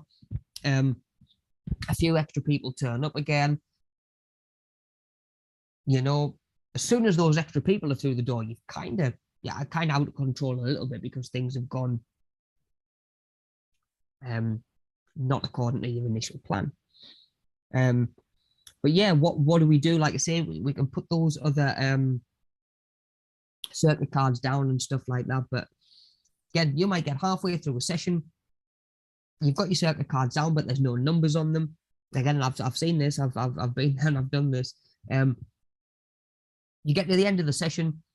Some people have done all the circuits. Some people have skipped one or two out. So some people are saying, I'm done. Other people are saying, I've got another two to do. At that point, yeah, you're not in control anymore. You've got some people thinking they're finished. Some people thinking there's more to do. You might be in control of the group, but things haven't gone the way that you'd planned. So again, the times where we find ourselves not in control of a session, what can we learn to make sure that doesn't happen next time? Of course, in terms of self-control, we do need to stay in control, you know. It's the same as if you're with a client and you overhear somebody over there say something that upsets you, you know, your mind and your attention stays on your client. You don't storm off and lose control in that sense and go and, you know, breach that subject while you're meant to be coaching. I guess we could look at it that way as well in terms of staying in control of our own emotions as much as possible. In terms of running the session, yeah, just as much as we can.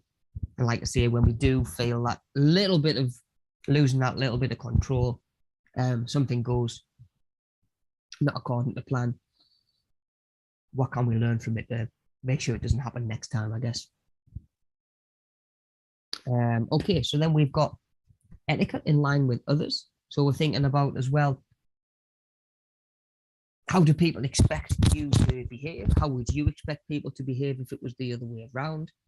In terms of, you know, and this might fall into some of the other categories as well, but, you know, giving people personal space and respecting their personal space. You know, some clients might be happy with you if you were trying to point on a muscle, they might be happy on you sort of like touching them, or there's your deltoid. Others, not so much, you know. So just thinking about how your client expects to be treated and how you would expect to be treated if you were the client as well. Honor your commitments. Again, be that in terms of punctuality and getting where you said you were going to be at the time you were going to be there, or it might be additional things. Coming back to what I said a minute ago, if I was to say to a client, okay, you're struggling to know what to do when you're in the gym by yourself. Tell you what, next time you come in for your PT session, I'll have done a couple of sessions for you to do by yourself when you come in. If they come in for the next session, they're looking forward to getting these, you know, it removes a big barrier in their exercise. They can go from getting one good session a week to 3 or 4 because they're maximizing the time without you. They turn up, oh, Rob, have you done them sessions? Like, oh, no, I haven't actually. You know, something that I said I was going to do, you know, that doesn't come across very professional and very very helpful. Obviously, it doesn't help the client at all. So yeah, honoring your commitments. Same as, you know, if you've got a session booked in, you've got a PT session booked in. So say you've got 2 PT sessions left for the night,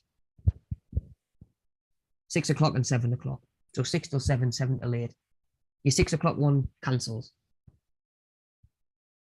So you've only got one left to do for the night, but you've got an hour to wait, you know. Some PTs would hang around and still deliver that one.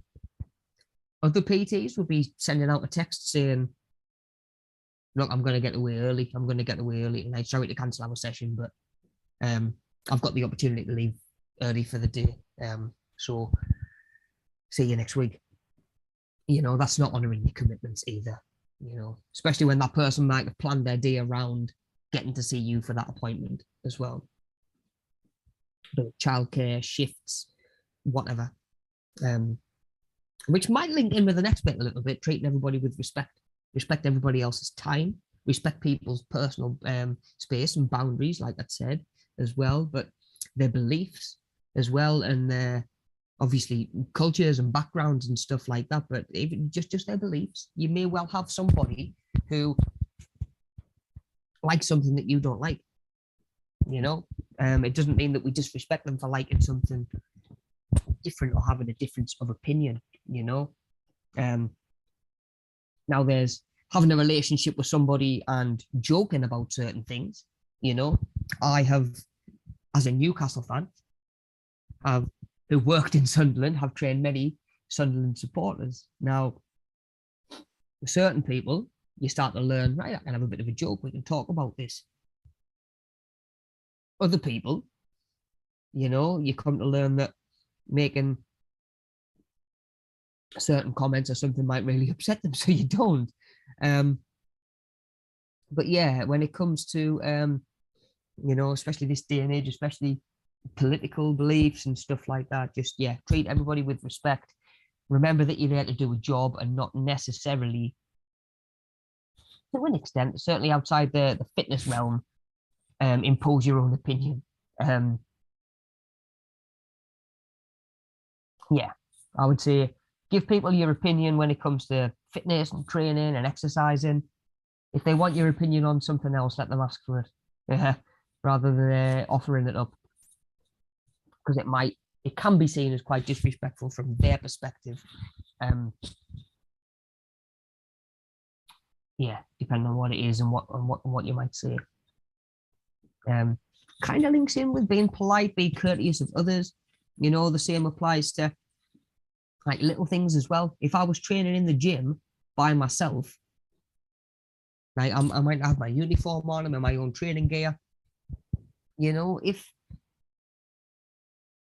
I'm done with a machine, or if I'm on a machine and somebody says, "Oh, how many sets have you got left?" You know, I'll obviously speak to them like I would anyway, whether I was on shift or not. But also try and be courteous as I can. I'll be like, "Oh, I'm done if you want it now," or "Look, I'm only doing one set and I'm doing some of these as well. So when I'm not using it, jump on," you know?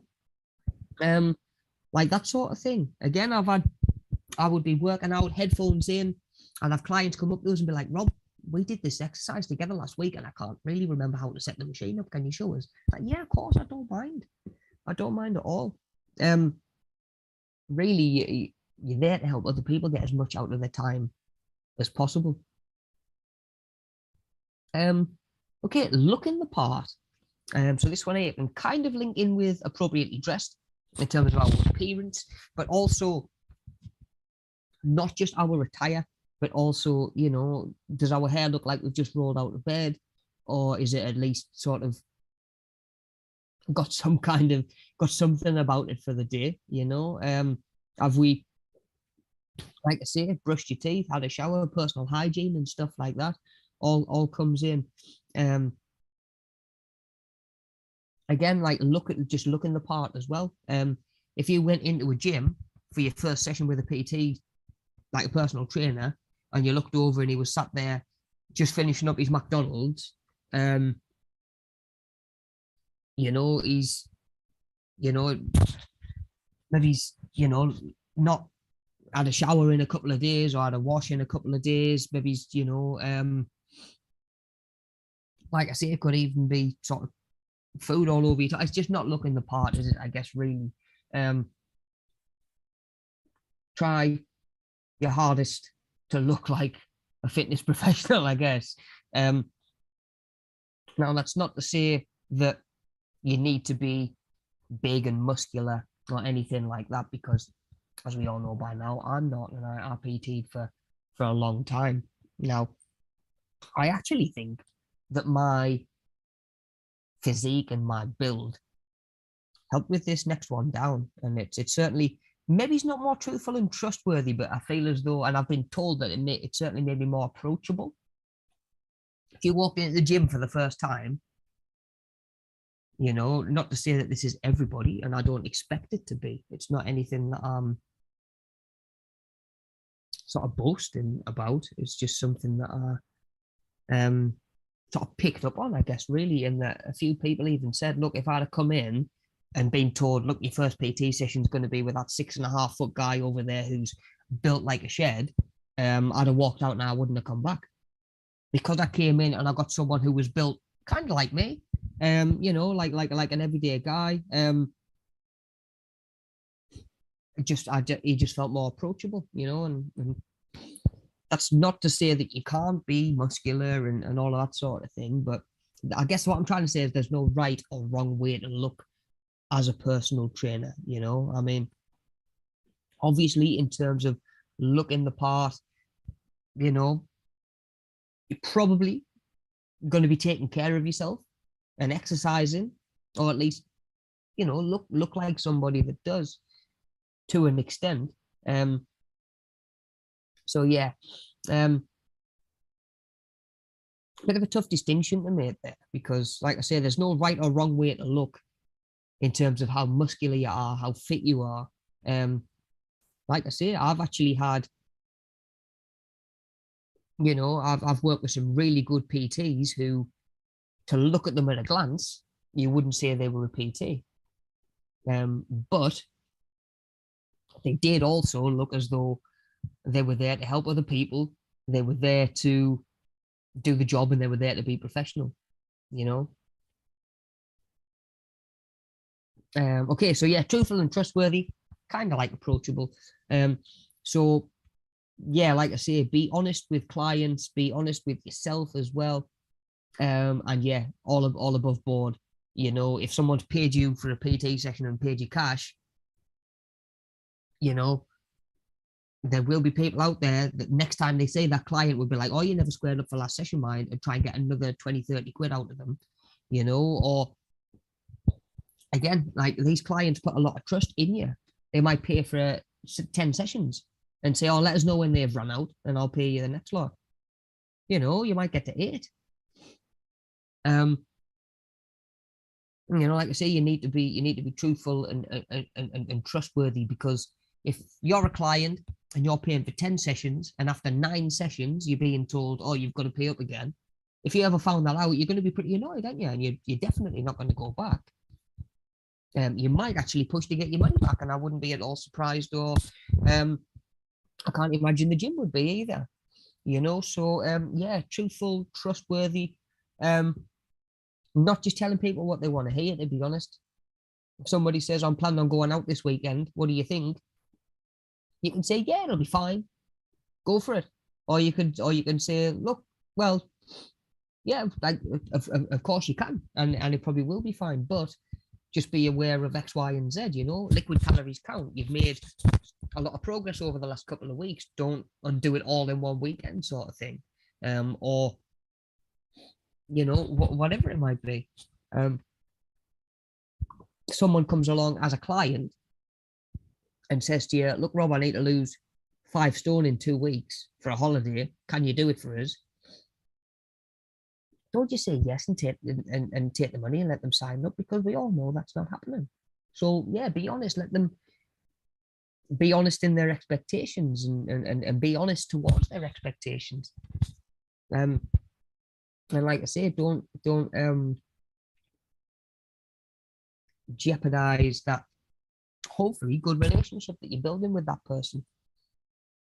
And then of course, yeah, just mind your manners as well, which goes into everything else, I guess. You know, there's being polite, there's being courteous, but yeah, just mind your manners and whatever that may well mean to you. Yeah. So have a little think, guys. Is there anything else that you can think of that you would expect from somebody who was conducting themselves professionally? Or if you were going to see a professional, then just stick with a personal trainer for now, what behaviors might you expect to see? You know, I guess one that I just thought of would probably come and trustworthy as well. Like if you've got confidentiality, let's put confidentiality on there as well. Somebody tells you something in confidence, keep it in confidence. I mean, it kind of links in with truthful and trustworthy. You know, you're going to have potentially data for people written down. What was their waist measurements at this time? You know, that sort of thing. I mean, a really extreme example, obviously, if you're going, look, I've got these clients, and you're going out to supplement companies and saying, I'll sell you this person's email address so you can spam them about fat burners or whatever. You know, it's total breach of confidentiality. That information needs to stay confidential. Yeah. If somebody comes and tells you something about their home life, I mean, granted, it may well be something that you do need to intervene on and need to, you know, safeguarding or ring the police and report it or whatever. But that's quite extreme examples. Somebody tells you something in confidence, it's got to stay in confidence, guys. Don't go and discuss it with other people, especially without that person's permission. Okay, so that's conducting ourselves professionally, and truth be told, things that I try to uphold for 6-7 years as a personal trainer. You know, your relationship with the client goes a long way to your success. And of course, you've got to remember, while you're working with a client, how many potential clients might be watching you? You know, you're on the gym floor with a client at a busy time of night. You know, there might be 3, 4, 5 people that are watching what you're doing, going, do you know what, that looks kind of, I'd like to give that a go. Or do you know what, like I might speak to them about my goals. You know, so yeah, just being aware that it's not just the person that you're working with in that moment that is aware of your behaviors and are you professional, are you not? Are you somebody that they would want to seek out, or are you somebody that they'd want to stay away from? What vibes are you giving off? Okay then, guys, so a last little sort of topic that I want to cover just before we finish up for today is just introducing yourself to a client, and again, thinking about everything we've just talked about, but also put yourself in the shoes of the client as well. What would you expect when you first meet a fitness instructor, or when you meet your personal trainer for the first time? You know, we've said you don't expect to get in there and, you know, they're not there yet, or, you know, it's bang on the time that you've said that you're going to be training. He's just now going off to get changed into his trainer gear, and you actually get started 5-10 minutes into your session. You know, that sort of thing. Do they even know your name when they turn up? Do they try and shake your hand? Now, it's a difficult one at the minute with COVID and stuff like that. I don't like to encroach in anybody's personal space if I can help it. And tend to let people extend their hand first as well. But at the minute, if somebody offers their hands out to shake you, you know, you can just obviously disinfect afterwards as well. Okay, so other little things that we might not consider. So even just knowing who you're expecting. Do you know their name? You know, I used to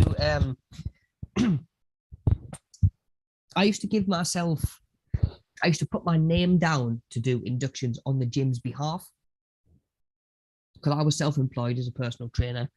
I don't work for the gym, so they can't make me do an induction.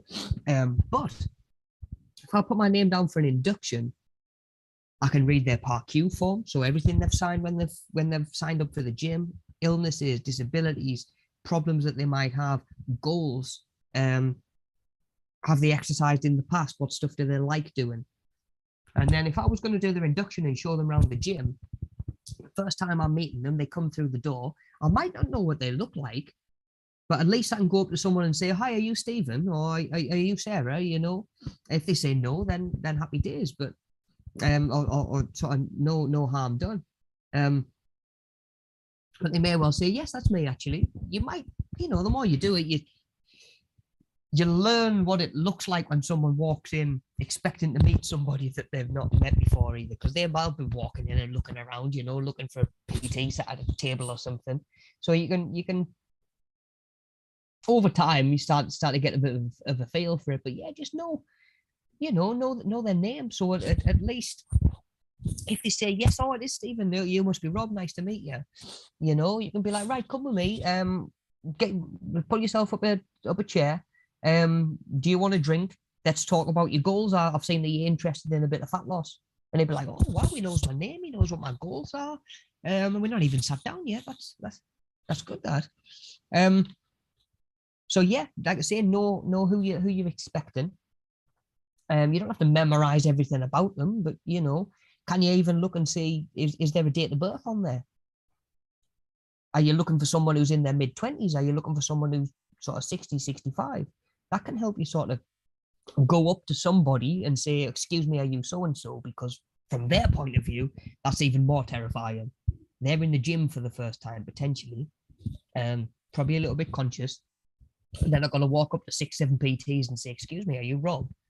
You know, I would rather be the one at the door catching everybody, doing that work for them and saying, oh, hi, are you so-and-so? And then when you get them, they haven't had to go up to anybody. Like it says there, shake your hand if you choose to and are comfortable to, and you get the vibe that they are as well.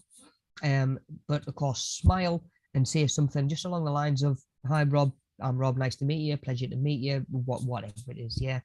Introduce yourself and your role. So I might be, hi, I'm Rob, nice to meet you. I'm one of the fitness instructors or one of the personal trainers. I'm here to do your induction.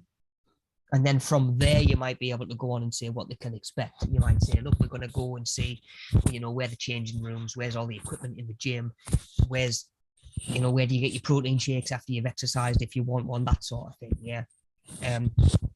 As always, thinking about eye contact and body language as well, you know, try and come across as confident as you can, whether you feel it or not, just try and come across as confident.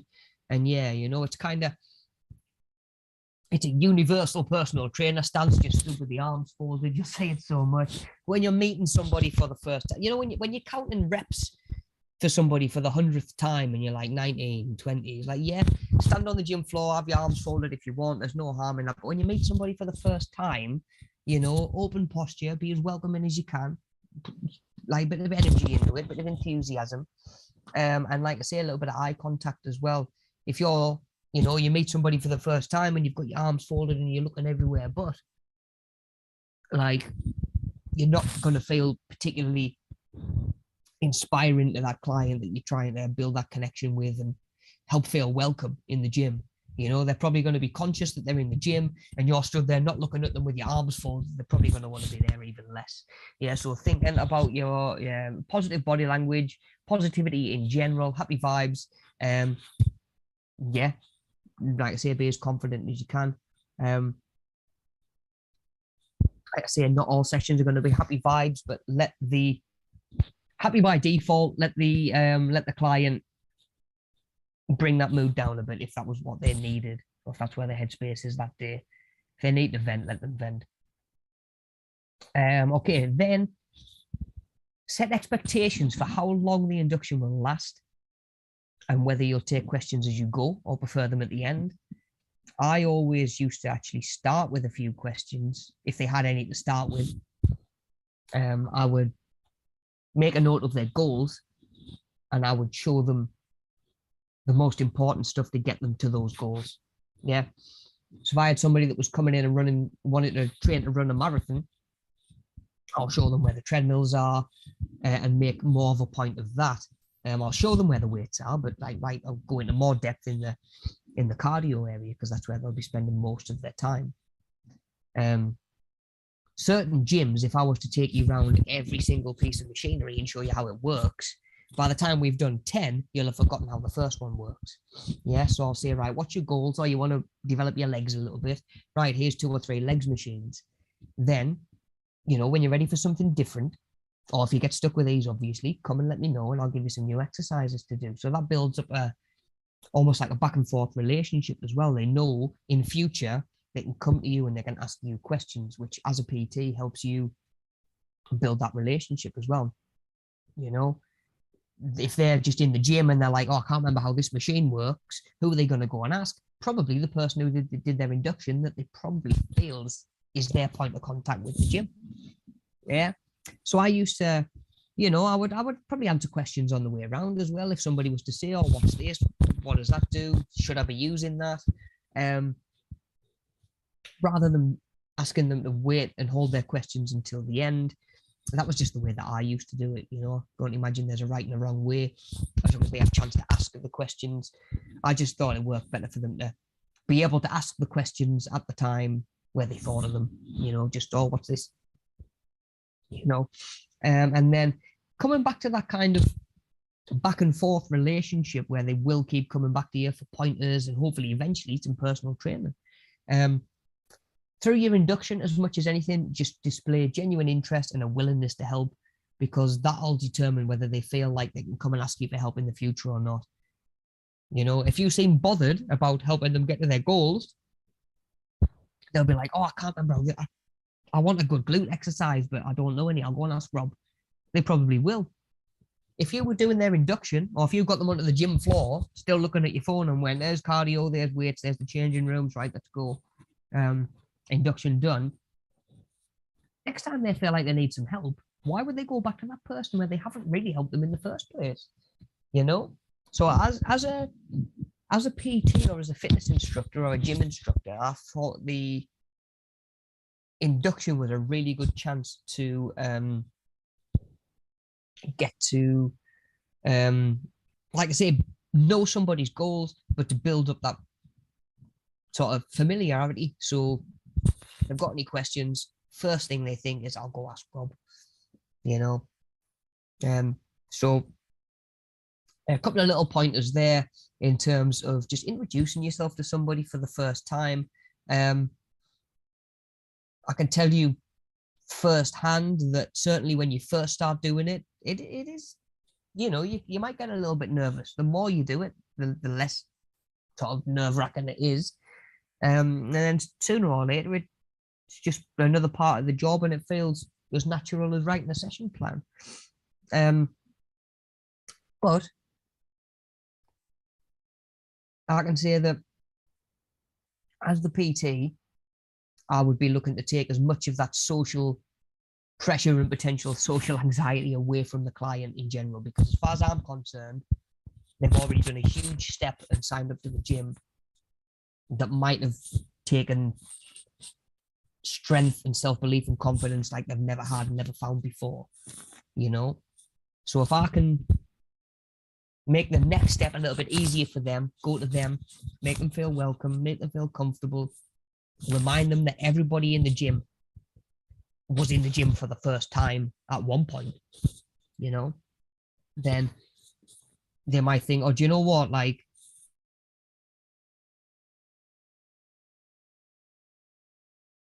at least somebody to progress as much as I want to progress. Somebody here cares as much, that they're willing to make this transition as easy as possible for me. Because again, I've seen personal trainers that have worked in gyms for so long, they forget how nerve-wracking it can be to walk in for the first time when you're not very confident and you're not very sure. So yeah, just try and always keep that sort of connection, I guess, that groundedness. Okay, guys, cool. So a couple of workbook tasks to do. So the workbook that you're looking for in this week's session is what's it called? Developing Practical Skills and Techniques workbook. So again, if you haven't got that yet, let me know and I'll get it to you. Okay, so in exercise 1.1, in the box below, describe how you should conduct yourself in the session, what skills and techniques you might use to make a new member feel at ease. So imagine that you're a fitness instructor working in a small local gym. Your job role is to meet and greet any new clients and run them through an induction process. Yeah. So what techniques, what skills might you use to make your new members feel at ease?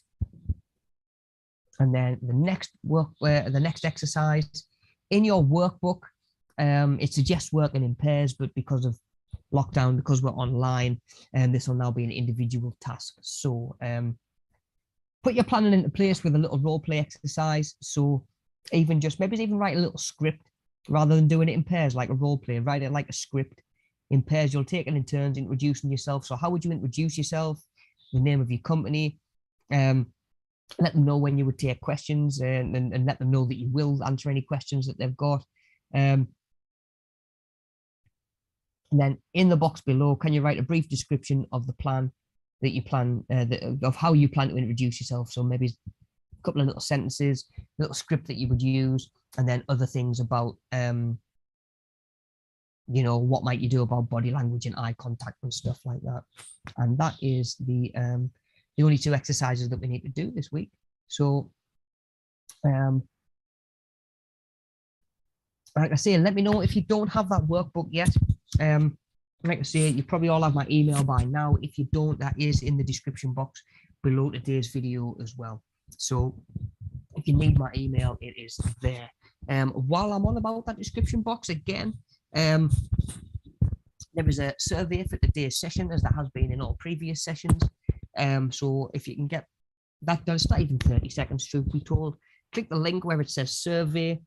That will take you to where it needs to be. Just pop in your answers, click submit, and everything comes back to us. Nice and easy.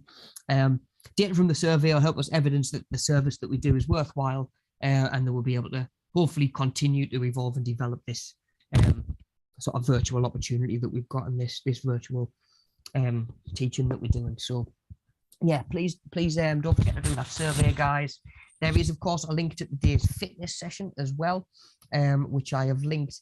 It is a very full body sort of workout. So I want you to think about those muscles that you're working, and think about sort of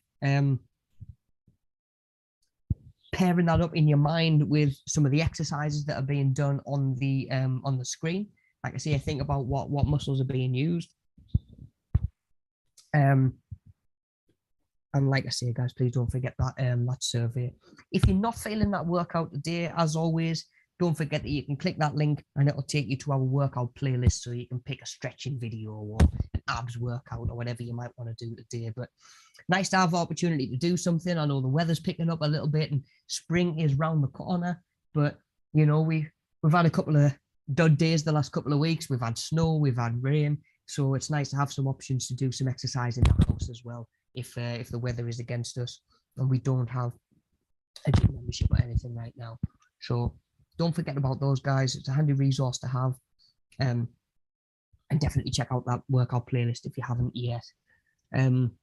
So as we mentioned, guys, homework is page 2 in your developing practical skills and techniques workbook. And we will be back next Wednesday at 10 o'clock. And just a little preview for next week's session. We will be looking at different components of fitness, so different aspects of fitness, what people might be referring to when they say, oh, somebody's fit, or considering somebody to be fit. So we've got all that to do in next week's session, guys. It might help you actually pinpoint which of these components of fitness is most important to yourself, which can help our training as well. So tune in next week. That'll be week 8 of 10. So we are getting there, guys. Like I say, those circuit cards, let me know when you're ready to do your one-to-one Zooms, or send them over by just email if you want to send the pictures over. And of course, as it says, we will be back next week to do all of that, like I say, fitness testing and components of fitness and stuff like that. Until then, guys, stay safe, look after yourself and those around you. Get in touch if you've got any questions or anything like that, and we'll be back next week to keep this ball rolling. Until then, guys, take care.